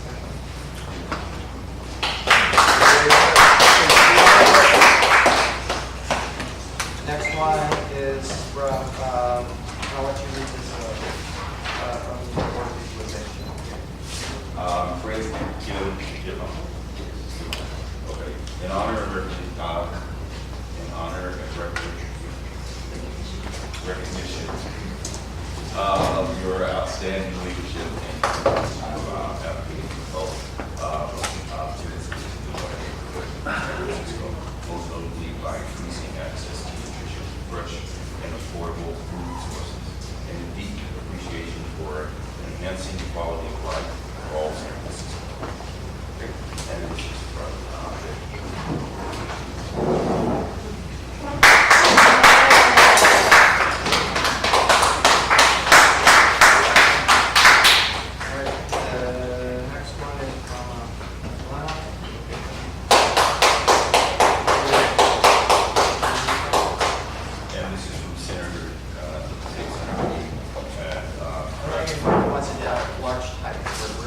Congratulations on being honored by the Tenant Association Coalition of San Francisco on the occasion of the 15th anniversary celebration.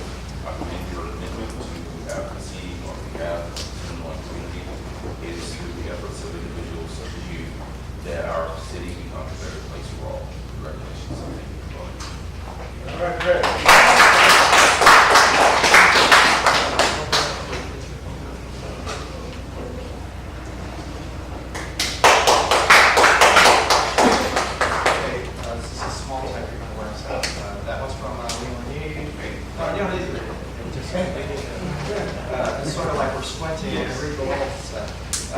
This one's large, from Amiano.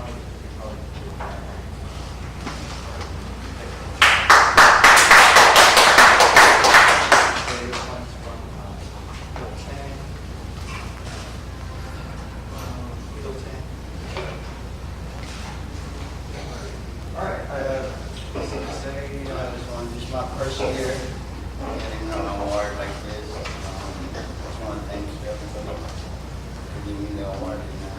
I will do more harder next year.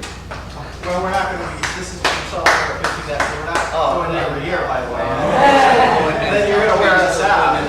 He's gonna do the work no matter what. Yeah, continue to work. Pick up the work. Now, the way still I want to say a few things about food justice. We tried to make this a healthy food event, but unfortunately one of our sponsors at the last minute brought pizza. Marvis Wheeler had, I thought they were bringing salad and stuff, and they ended up having to deliver pizza. So, but otherwise our intent was to have fresh foods, and you'll see by our door prices that we followed that theme. And that was also the reason why we recognized the fresh, the food, healthy food choices and all that for this neighborhood because it's really needed. So, okay, thank you, appreciate it.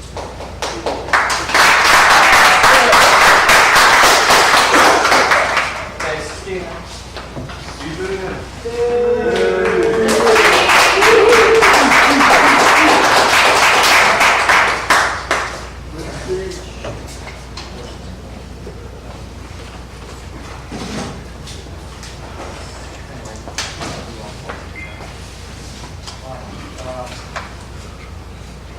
San Francisco Tenant Association 50th Anniversary Prestigious Award, Tenderloin Food Justice Leaders. The certificate is awarded to Stephen and Tennis for assisting our community to exercise their right to grow, sell, and eat healthy food.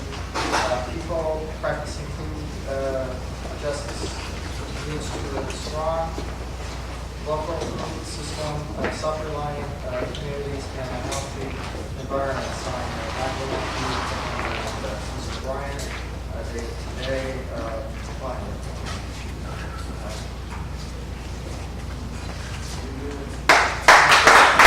Bravo! Next one is from special certificate of special recognition, congressional recognition presented to Steve Tennis, and recognition of the outstanding and invaluable service to the community, signed Congressperson Pelosi.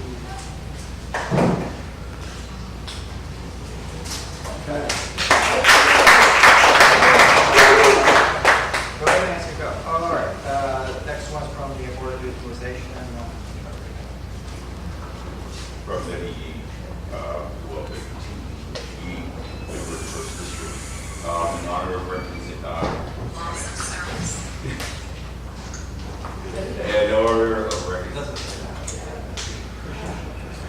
of in order and recognition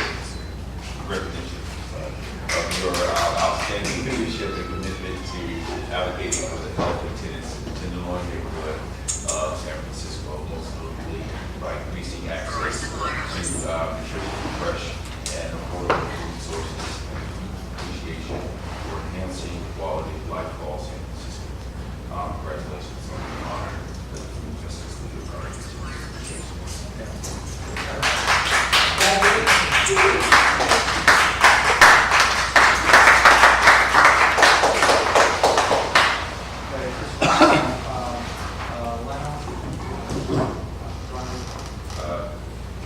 Stephen congratulations on being honored by the Association of San Francisco on the occasion of their 15th anniversary celebration.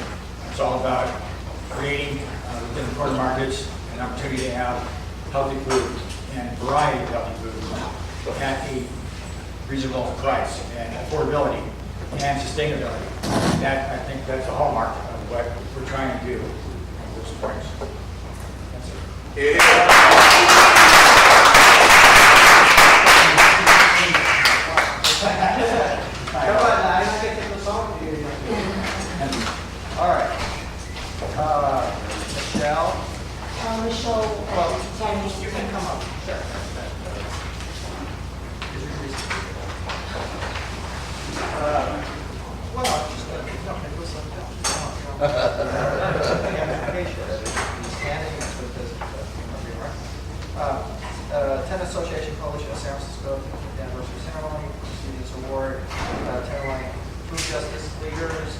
This certificate is awarded to Tran for assisting our community to exercise their right to grow, sell, and eat healthy food. People practicing food justice leads to strong local food system, self-reliant communities, and a healthy environment. It's all right.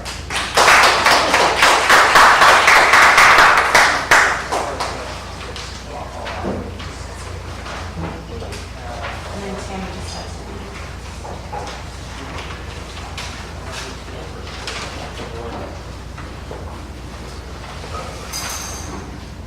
All right.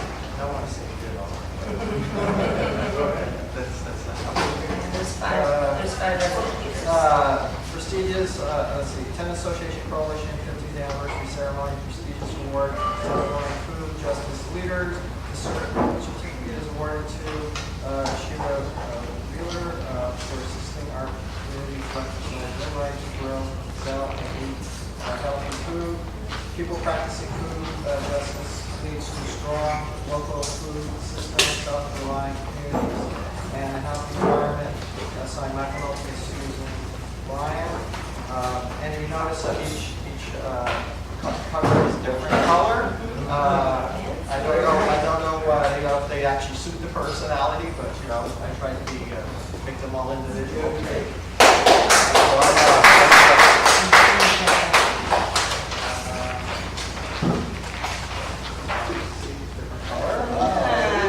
Tammy likes red. Well, actually, this is burgundy, but it's red. It looks red. So reddish. Okay.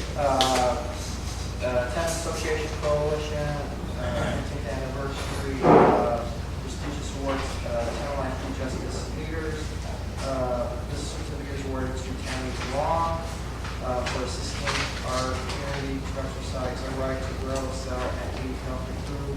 People practicing food justice leads to strong local food system, self-reliant communities, and healthy food environments. Bryan. And she was here earlier, she had to take a break, so. Y'all should take a few minutes.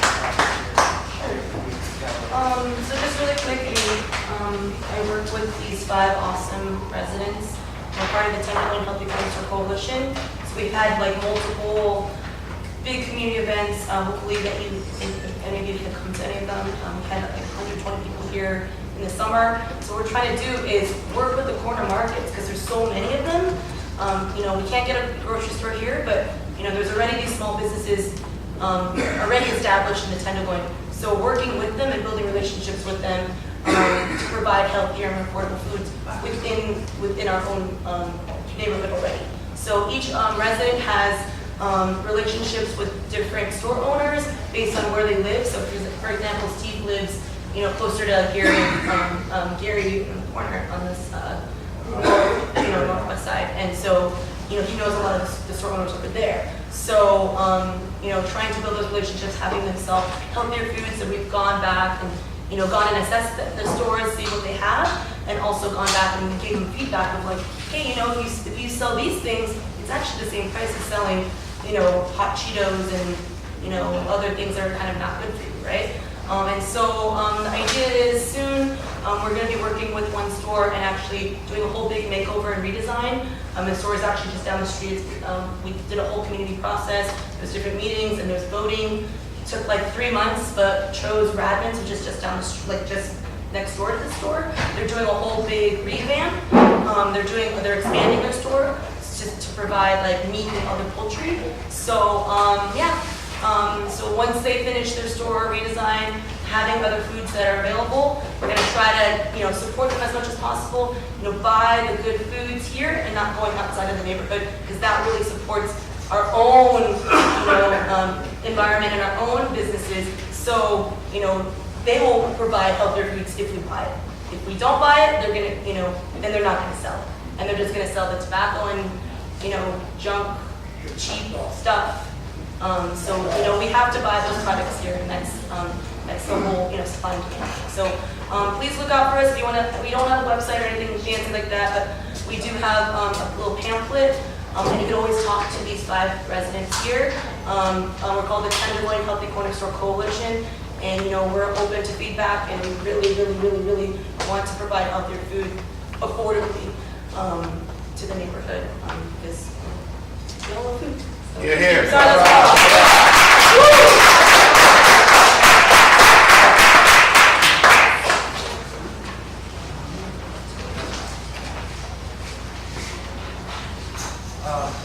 Okay, we're going backwards here for a moment because somebody came in and we want them to get back to work. The next recipient is going to be John. Do you want to come up here?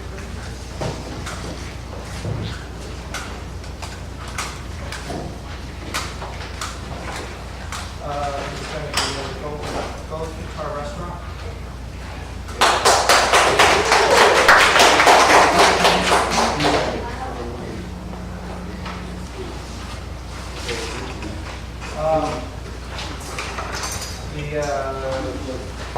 The Golden Guitar Restaurant is being recognized for the Business Disability Access Awardee. Customers know they will be fed with physical challenges at the Golden Guitar Restaurant, which provides itself as the only fully disabled accessible business in the Royal Saigon district. So, wall. Thank you. It goes against your purple wall. Oh, that's very nice. All right. The Tenant Association Coalition kicked down the prestigious award for business disability access, and that was where it was. It's signed Michael Nulty and Susan Bryan. Picture.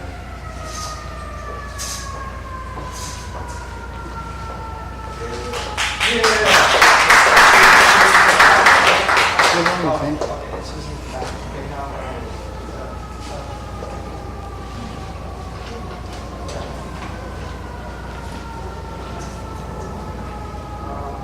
This is a certificate of special congressional congressman.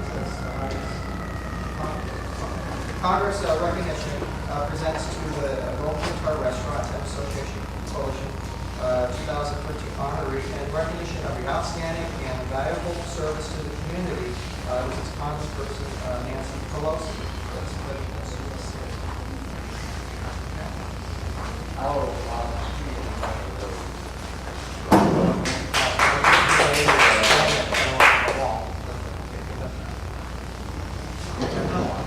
Now, do you know the award utilization is? That's you sales tax. All right. So this is from the State Board of Equalization. The first district resolution, Golden Guitar Restaurant, in honor in recognition of your outstanding leadership and commitment to protecting the rights of the dignity of persons with disabilities, and most notably by providing a only fully accessible business in the Greater Saigon District, and deep appreciation for enhancing the quality of life for all San Franciscans.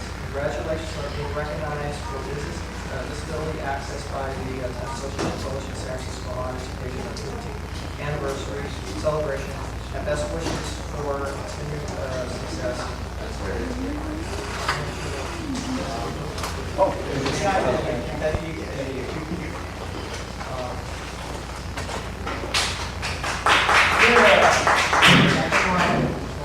next one is this is from the state building. This is from Senator Mark Leno. Golden Kentar Restaurant Business Disability Access Award. Congratulations on being honored by the Tenant Association Coalition of San Francisco on the occasion of their 15th anniversary celebration. Commend your commitment to providing fully accessible accommodations in your Little Saigon Business District restaurant. It is through the efforts of businesses such as yourself that our business becomes a better place for all. Congratulations and thank you for all that you do.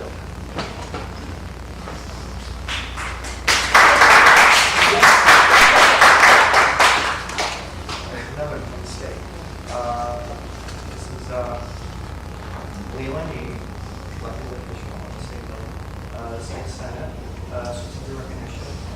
Guitar Restaurant, 15th anniversary celebration, Association Coalition. The California State Senate honors and recognizes Golden Guitar Restaurant on the occasion of the 50th anniversary celebration of Association Coalition.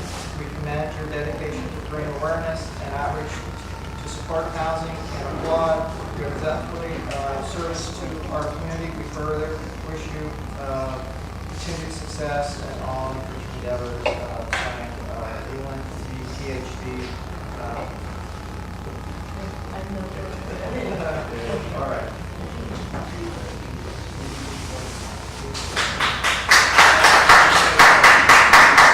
Another one I say from this is the legislature.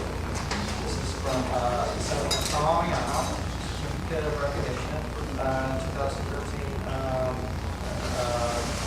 Disability Access Award to the Golden Kentar Restaurant. It is with great honor that we present this certificate of recognition to the Golden Kentar Restaurant. We commend you for making your business so accessible to persons with disability in the Tenderloin. Thank you for your dedication to accessibility, access, and we wish you continued success.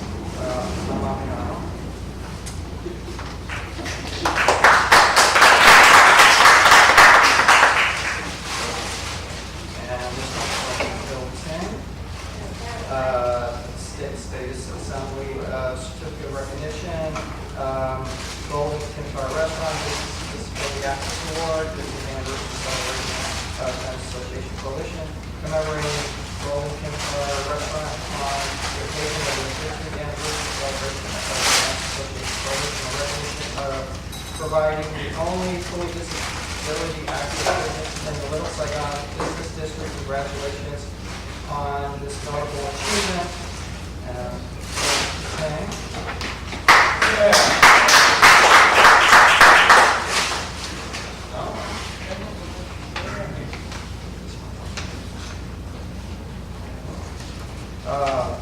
The City and County of San Francisco Certificate of Honor presented to Golden Kentar Restaurant on October 25th, 2013. Whereas on behalf of the City and County of San Francisco, I'm pleased to recognize and honor Golden Front Restaurant. Your hard work and dedication have been significant contributions to the vitality of our communities in the city. Thank you for your outstanding service and congratulations on being recognized. Best of luck in all your future endeavors. Therefore, I have hereunto set my hand and caused the seal of the city and county of San Francisco to be affixed. And this is Edmund M. Lee, the mayor.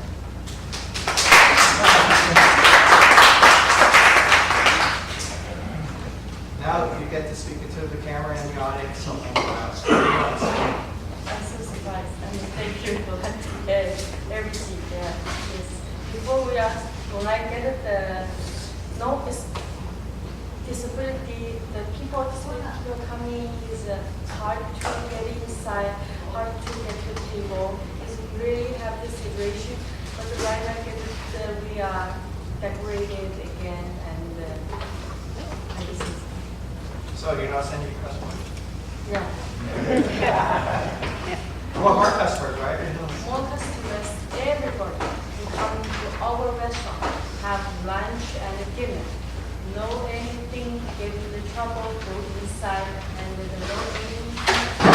Feel respect for every customer. Thank you for every customer coming to our restaurant. Yeah. You're welcome.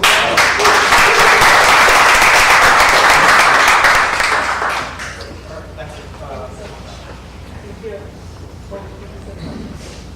you want to do the program? The program? Show the newspaper?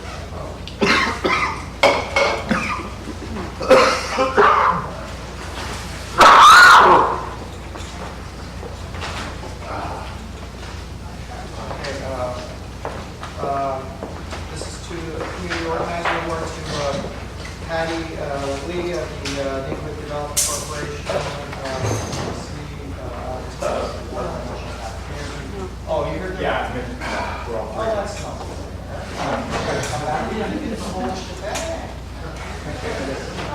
You must be strong. Okay. Well, prestigious award, community organizers, the Tenant Association Coalition, 15th anniversary. Hereby, this certificate is hereby awarded to Patty Lee for advocating racially and economic justice, promoting democracy, teaching leadership, and developing the sustainability of the Tenderloin through grassroots organizing campaigns.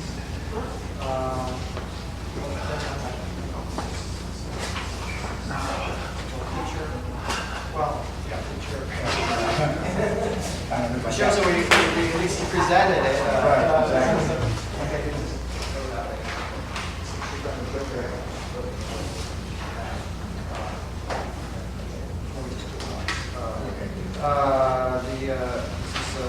Congress.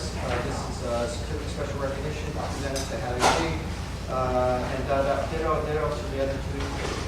In recognition of your outstanding invaluable service, Nancy Pelosi, Tamara.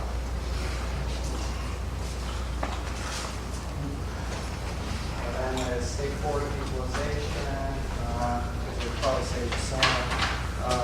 In honor of your recognition of the outstanding leadership and commitment to the organizing the residents of the Tenderloin neighborhood of San Francisco, most notably working on initiatives to improve housing, employment, education, cultural opportunities, and human services, and a deep appreciation for enhancing the quality of life for all San Franciscans. Congratulations.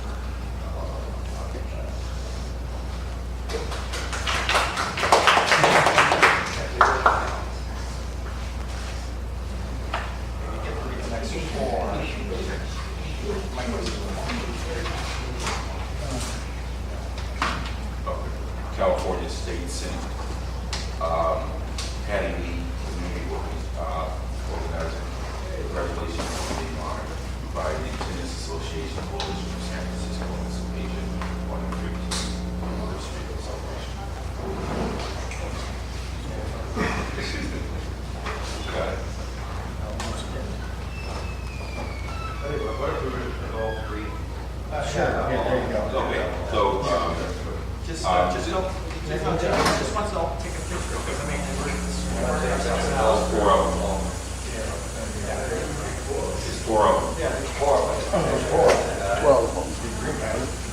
Good job. The group, yeah, here's the group. Beautiful.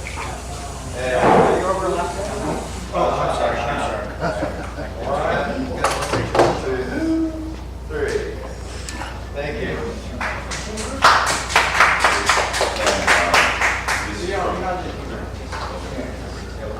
Throw in one eye. To get money from the city. Sort of their employer. The City and County of San Francisco Certificate of Honor presented to Hattie Lee, October 25th. Whereas on behalf of the City and County of San Francisco, I am pleased to recognize and honor Hattie Lee for your hard work and dedication on behalf of the city, contributions to the vitality of our communities and city. Thank you for all your outstanding service and congratulations for being recognized. Best of luck in all your future endeavors. And of course, you might be relative to his name is Edmund Lee, so Edmund Lee is Edmund Lee, you might be relative.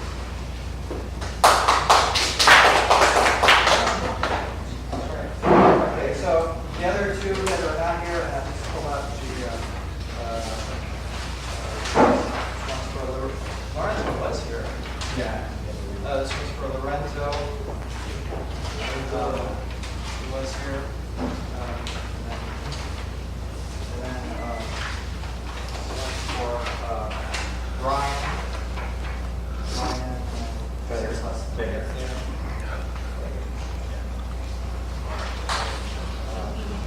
All right.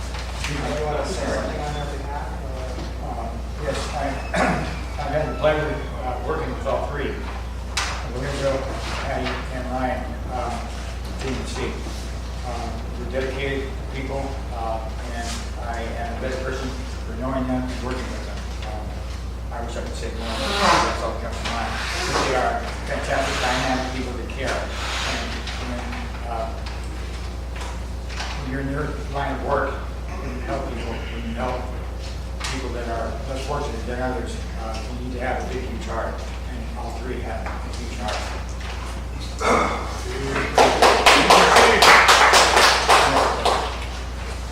Thank you. All right. James has been waiting patiently.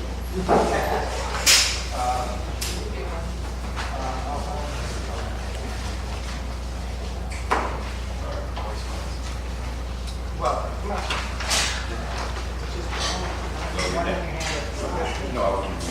You don't have to read all four. You're definitely just We don't have a single videotaping. Okay. It's going to be on Is YouTube. it? The whole point is, and we pay for it, you know. Okay. Take it away. Yeah, it's your airtime. I don't take away your airtime. So this is Community Organizer Awards, James Tracy, Community Housing Partnership for advancing racial and economical justice, promote democracy, teaching leadership, and developing the sustainability of the Tenderloin grassroots campaign.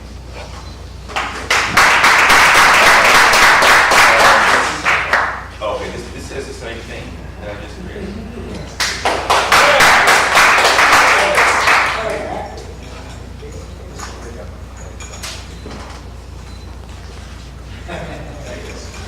And this is a certificate of special professional group recognition presented to James Tracy Association Coalition 2013.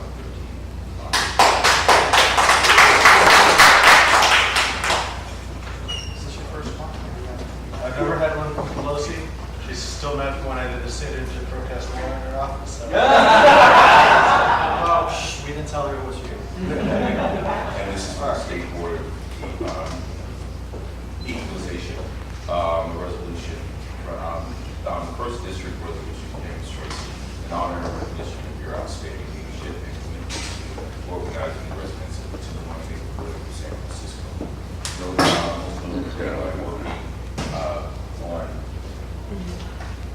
initiatives to improve I housing. haven't seen him in 5 years.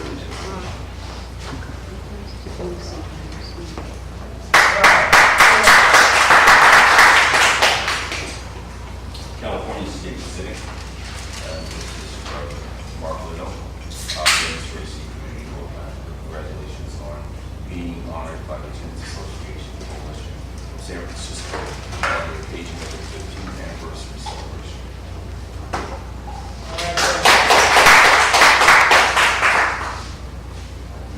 California State Senate, James Tracy, and this is from leaving the state senate, leaving the 15th anniversary celebration of the Tenants Association Coalition.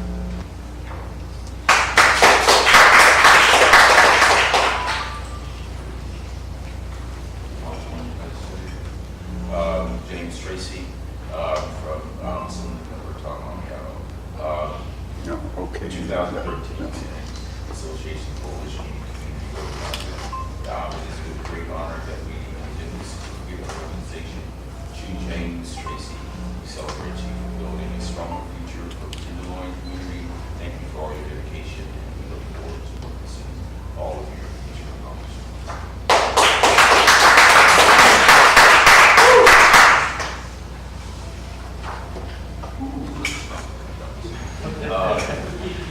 This is from Assemblymember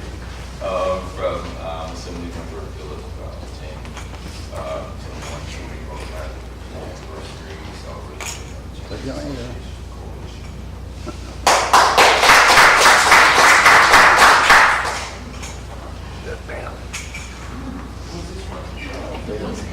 This one is from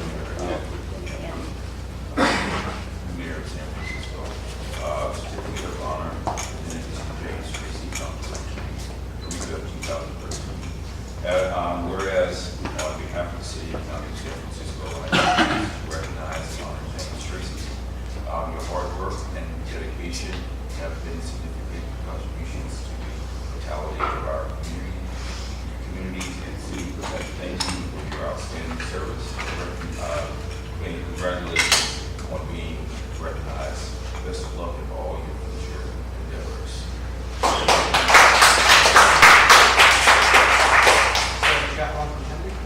Never. I wonder why. Oh, here, the last one. Okay, so what was your name? So first of all, thank you very much, Tenant Associations Coalition. Thank you to the Nulties. I've been friends with the Nulties since I was probably about 21 or 22. I'm just turning 43 next year. It's a long-standing friendship. I have the honor and the responsibility of being a paint organizer in the Tenderloin, in the neighborhood that my uncle used to live in. I used to be probably one of the only kids that went to summer in the Tenderloin and hang out with my uncle, who was a union organizer, who was a Sailors Union of the Pacific man, and got to know and fell in love with this neighborhood. So even though I no longer live here, I'm aware of the responsibility of what it takes to serve this community. I hope that every time you see anything that comes out of our project, Community Housing Organizing Project, which is part of Community Housing Partnership, that you can see that the campaigns that we choose, you can easily recognize that we went out into the community and talked to as many people as possible and created ideas and put forward ideas that reflected that outreach, that reflected the responsibility of listening, whether that be ban the box, whether that be making sure that Sutter CPMC was rebuilt the right way. I hope that you will always see that, and it's your responsibility that if you ever see that lacking in anything that we do, that you call us on it, right? That you say, you're going the wrong way, because we're here to serve, but we're here to see a much, much better tomorrow. You can go around this room, some people are Democrats, some people are Republicans, might even be socialists, libertarians, anarchists, who knows, but we all know that the people united in this neighborhood could be creating a much better future than the one we have now. Thank you very much for all that you do to make a better day.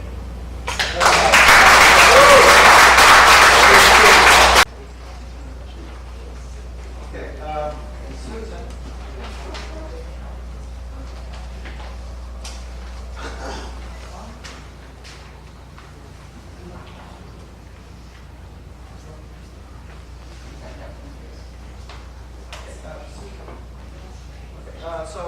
What we're going to do now is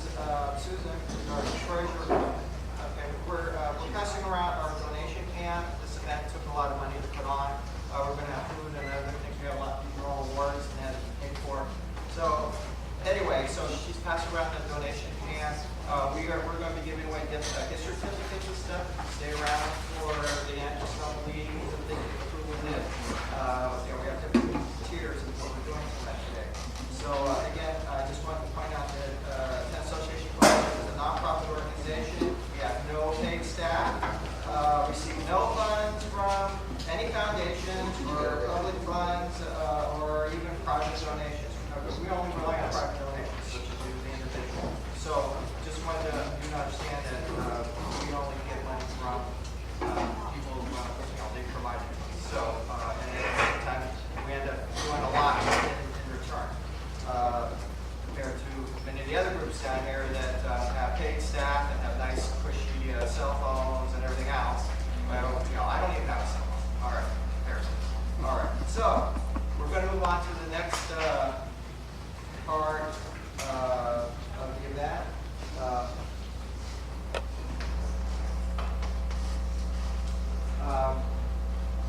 Okay, we're going to start the prestigious award ceremony now because did you put in the tape? No, yeah, just go ahead. I'll stop you when I. Well, I just try to point out that unions are, like the BART strike and all that. We have to make sure people maintain their jobs, not just get jobs.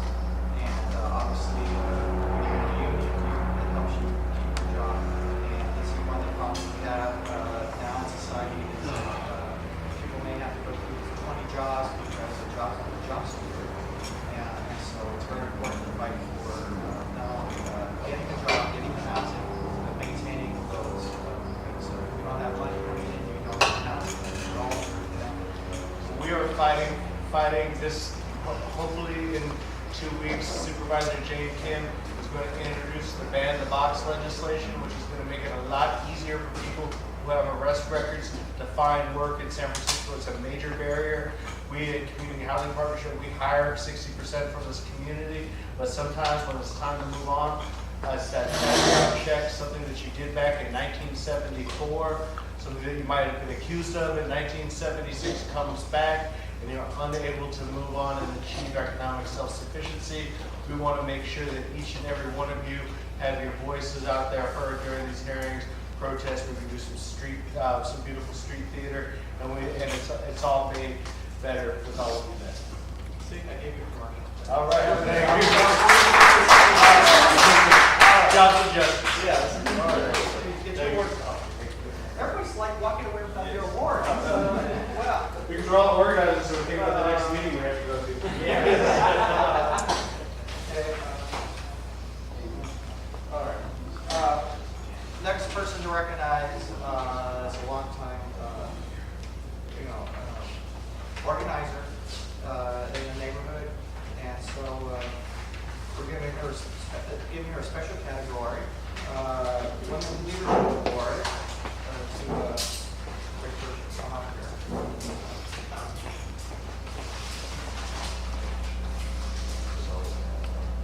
So,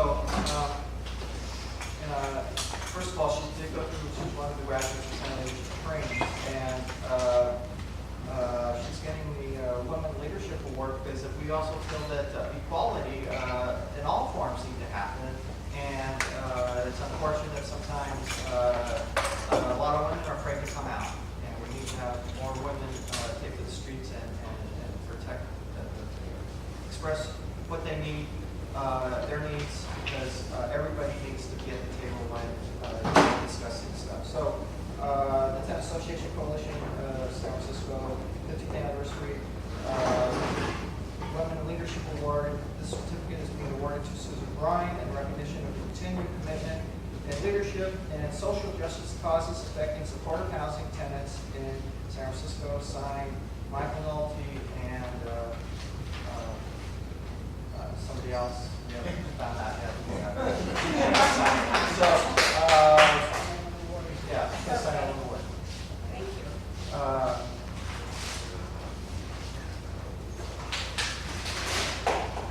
Okay. All right, then the next one is from certificate of recognition, congressional recognition from fellow Nancy Pelosi. In recognition of outstanding and valuable service to the community. Actually, really important. All right, and then from the California Board of Equalization, in honor and recognition of your outstanding leadership and commitment to advocating for the rights of women and raising awareness of gender issues, most notably by advocating for social justice causes like the support of housing tenants in the Tenderloin neighborhood, and a deep appreciation for enhancing the quality of life for all San Franciscans. Congratulations for receiving the Women Leadership Award of the Tenant Association Coalition of San Francisco on the occasion of its 50th anniversary. Best wishes, continued success.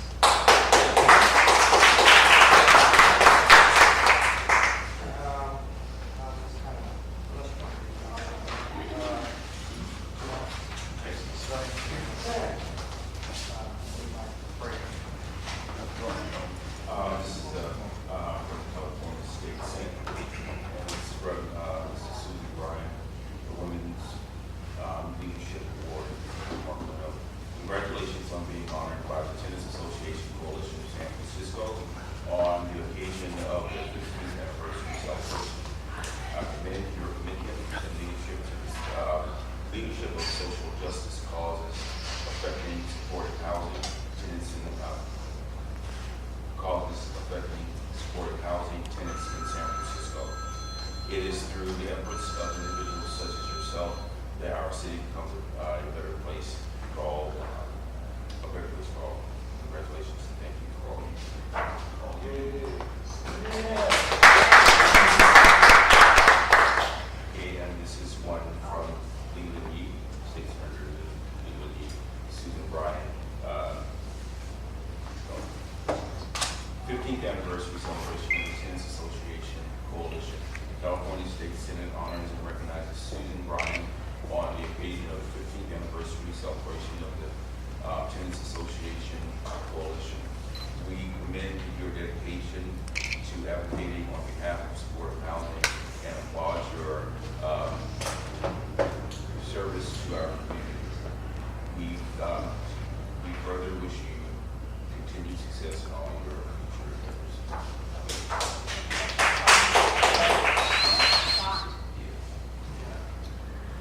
And this is from Assembly Member Susan Bryan, 2013 Tenants Association Coalition Leadership Award. It is with great honor that we present this certificate of recognition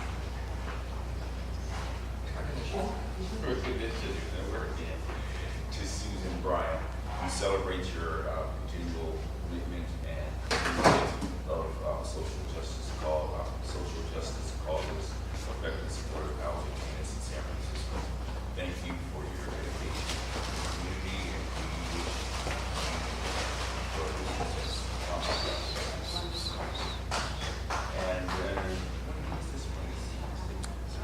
and this one is from Assembly Member Phillips. Susan Bryan, Women's Leadership Award, 50th anniversary celebration of Tenants Association Coalition. Commemorating Susan Bryan on the occasion of the 15th anniversary celebration of Tenants Association Coalition and the recognition of your service to supportive housing and residents in San Francisco. Congratulations on this noble achievement.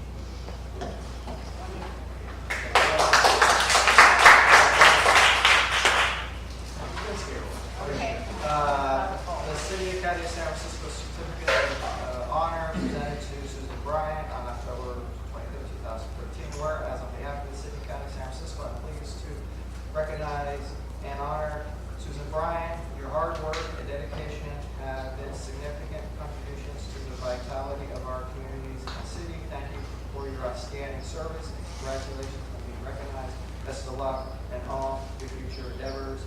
Therefore, I have hereunto set my hand and caused the seal of the City of County of San Francisco to be affixed. Edmund Lee, Mayor.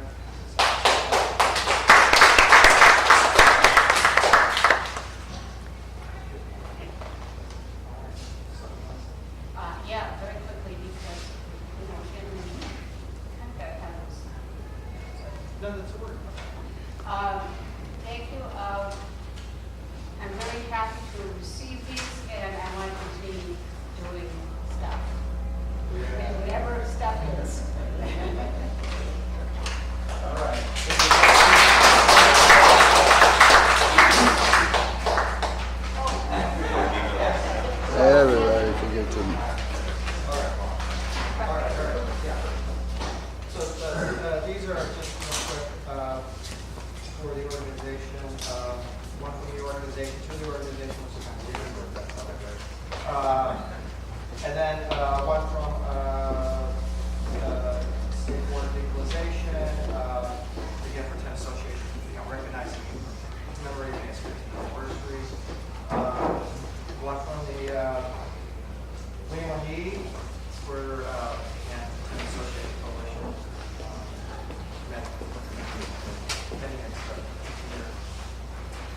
Anniversary. One from Tom Amiano.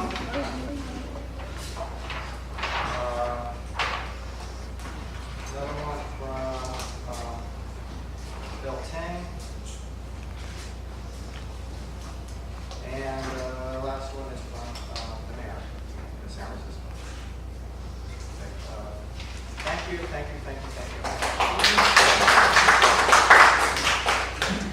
Moving on. We have one more file here. Here we go.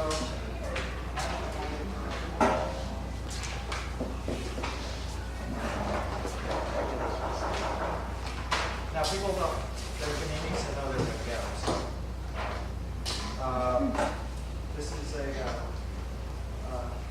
this is Above and Beyond Award. That's what it says, Above and Beyond.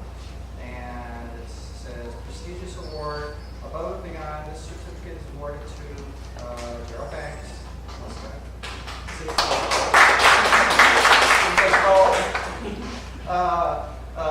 To recognize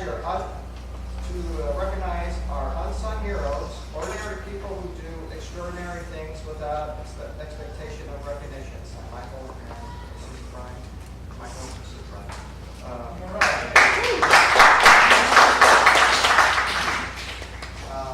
And then a complimentary award from Mark Leno. Congratulations, blah, blah, blah, blah, blah. So it's pretty cool. We'll have one. You weren't expecting that. No. So this is fair play. Well, this is for Susan. She's sitting down. I can't see her. This is for Above and Beyond. It's like Wait for the Stars. This is to recognize an unsung heroes as extraordinary people who do extraordinary things without expectation. I might help you somebody else. And then the State Senate, Mark Leno.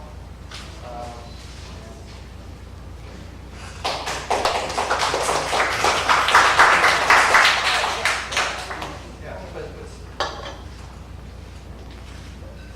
sometimes you have to set up a picture. Right. Okay. We're going quickly, so. Oh, wait.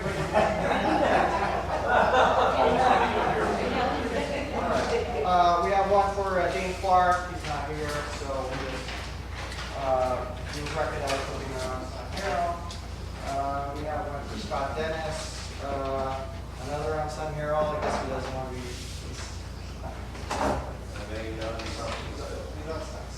Okay, Otto Duffy, unsung hero. He left. He was here.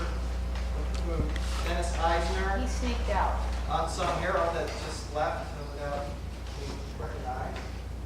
And then we have one for David Elliott Lewis. Who said he was going to be here. I mean, what can I say? Here today, not tomorrow. Hopefully nothing happens to him. And then we have another unsung hero, John Nulty.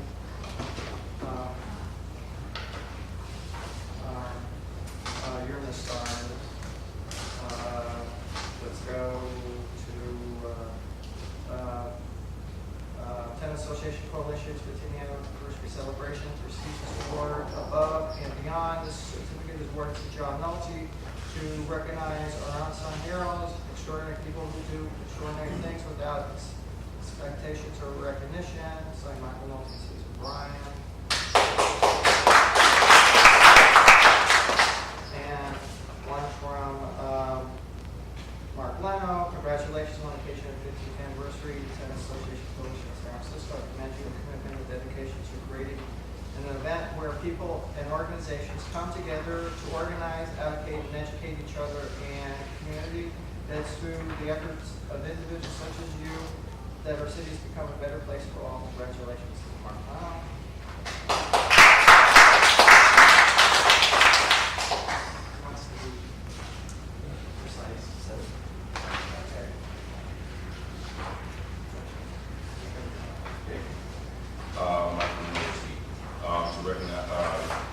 To recognize our unsung heroes for their extraordinary things without expectations and recognition.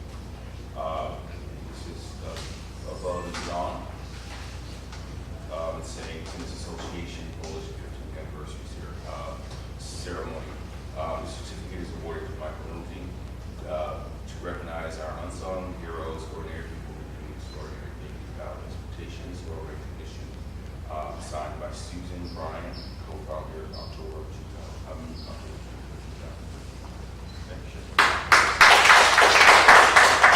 And one more, the California State Senate. This is from Mark Leno, saying, Michael Nulty, congratulations on the 15th anniversary of the celebration of the Tenants Association Coalition from San Francisco.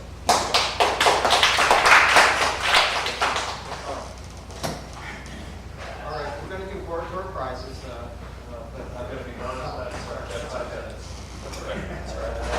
That's right.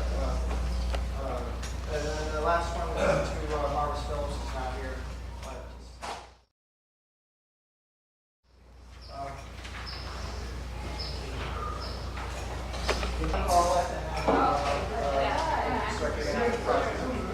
Slide 92910. 910, 910. 910. Yay! Well, that's me. Last three. Well, that's me.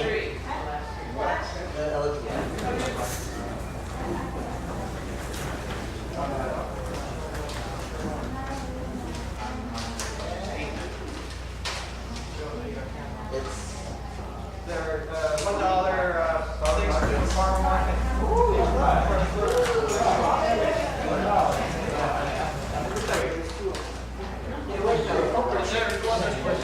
There's actually 5, but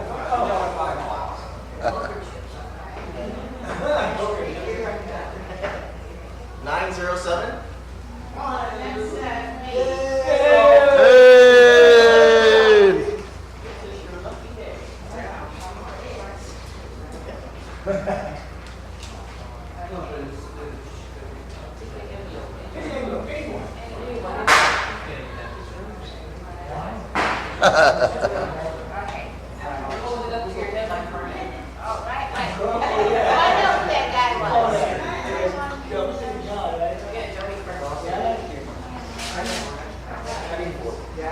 Run out of tape, folks. $25 gift certificate to Max Sponsor. $25 gift certificate. No, that's nutrition for people that want to lift weights. Yeah, I swear it.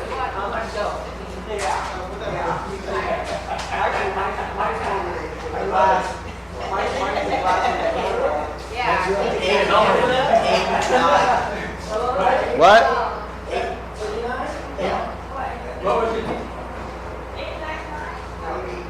889. Yep.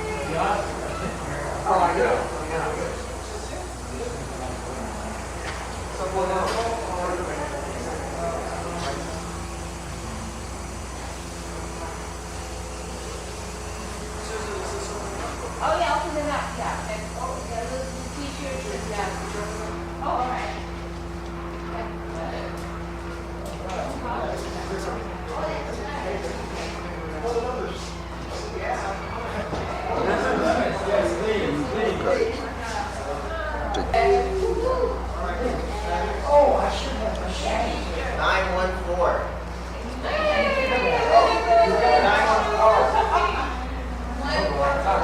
Yeah, you're right. I forgot.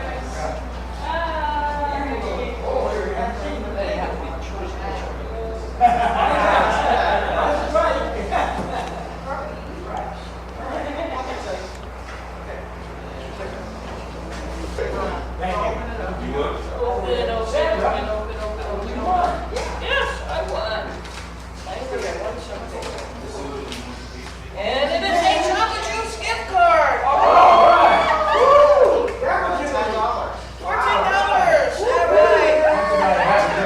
All right. Go, Jumba. Go, Jumba. 892. I got it. Hey, you coming up with five. That's all this time. And never juice.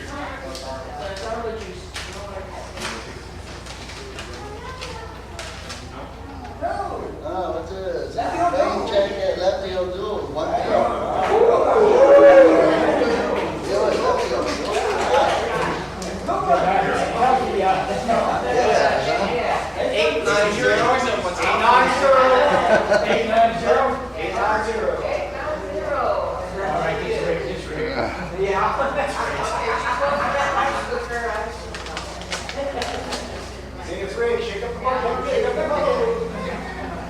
Michael, did you want some cake? I've got yellow juice and this one. It's one of the sponsors to go there. Oh, It's Matt. Next one is 911. 911. Dial it. Nobody dial it now. Come on. We got 911. 911. Going once, going twice. No. This has got to be somebody. Hey, is your 911? Oh, yeah, I see. Oh, yeah, that's me.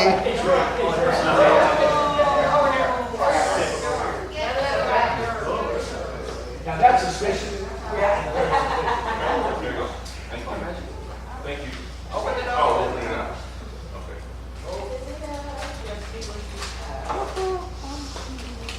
Put it in my Christmas tree.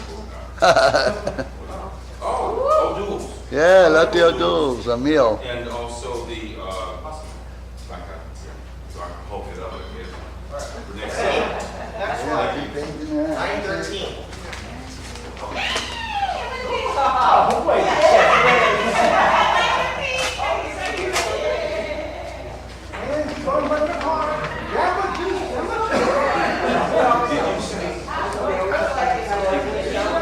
Get on the camera,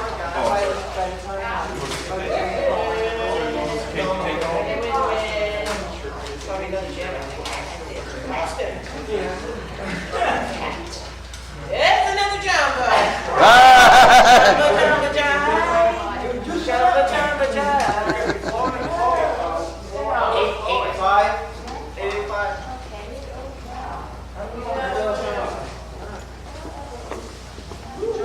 Did you,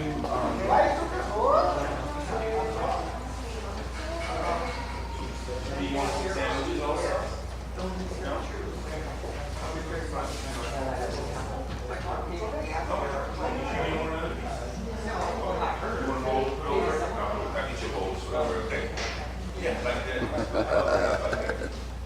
All right. 916. Come on, where's the chicken fries? You're not getting none of it.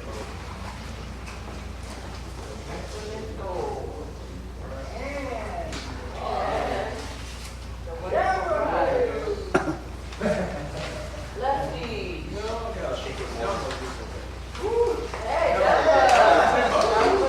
Thank you.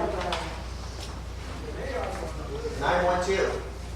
Oh, 912. That would be him again. let's be again. Yeah, I never win nothing. I'm just surprised. yeah. Don't get another Lefty.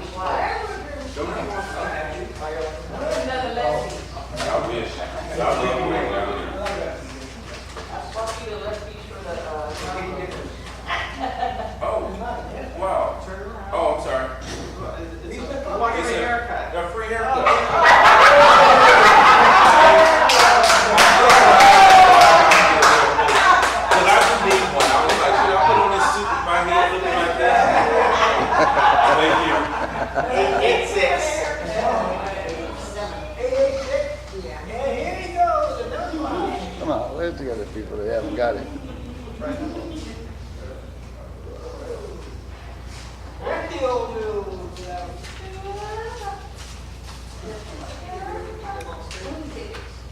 Who knows that? This is a $20 phone card.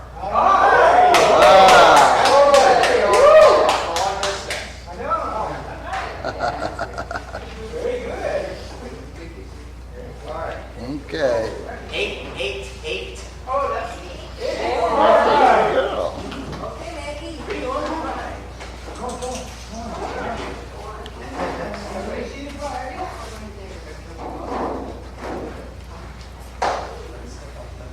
okay, Maggie.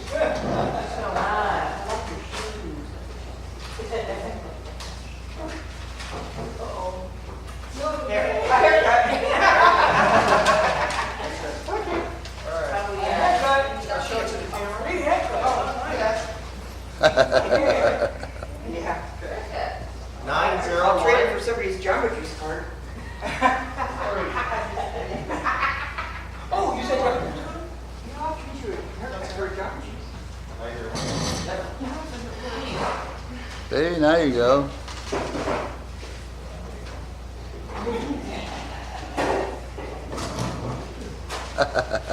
That worked.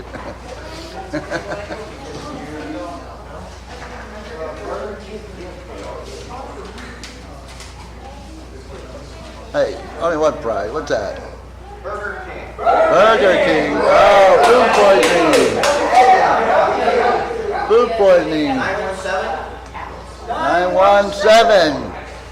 Oh my God!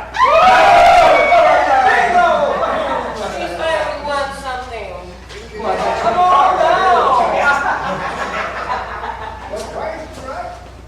Come on down. Like birthday.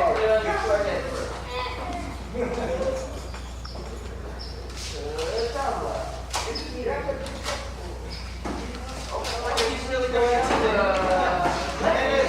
All right, it's from the gold massage parlor on Gary and Larkin. All right. You gotta pay for the extras.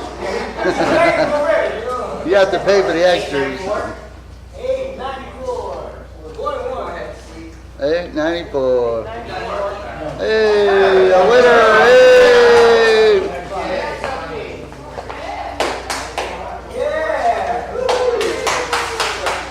Nice cooker. All right.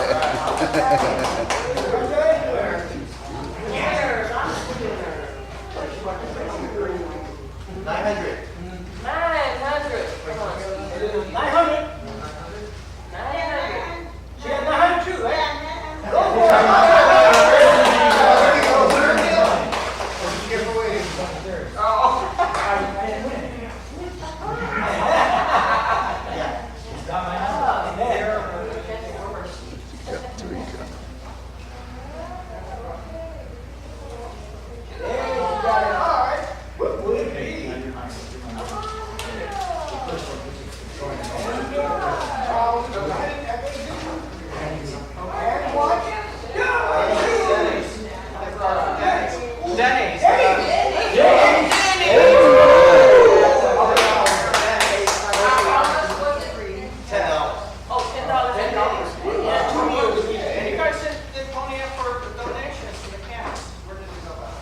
Check and see, you know, all we ask for donations. $8.99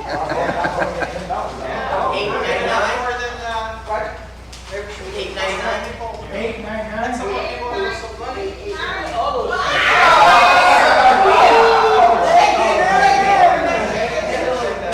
How's he doing?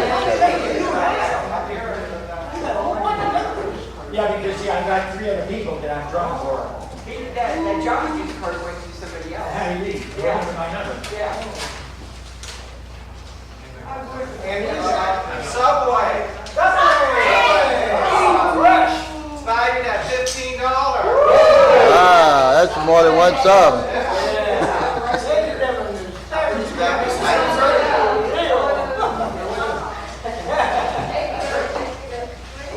My number, I put it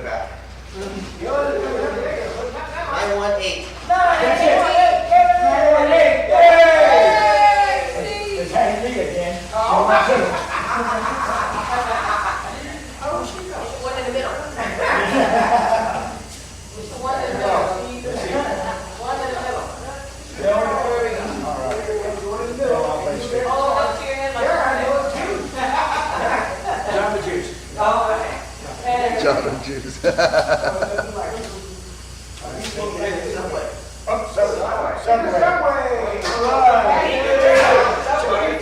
$19.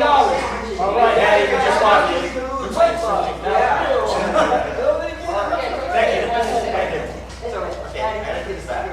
Jamba Juice.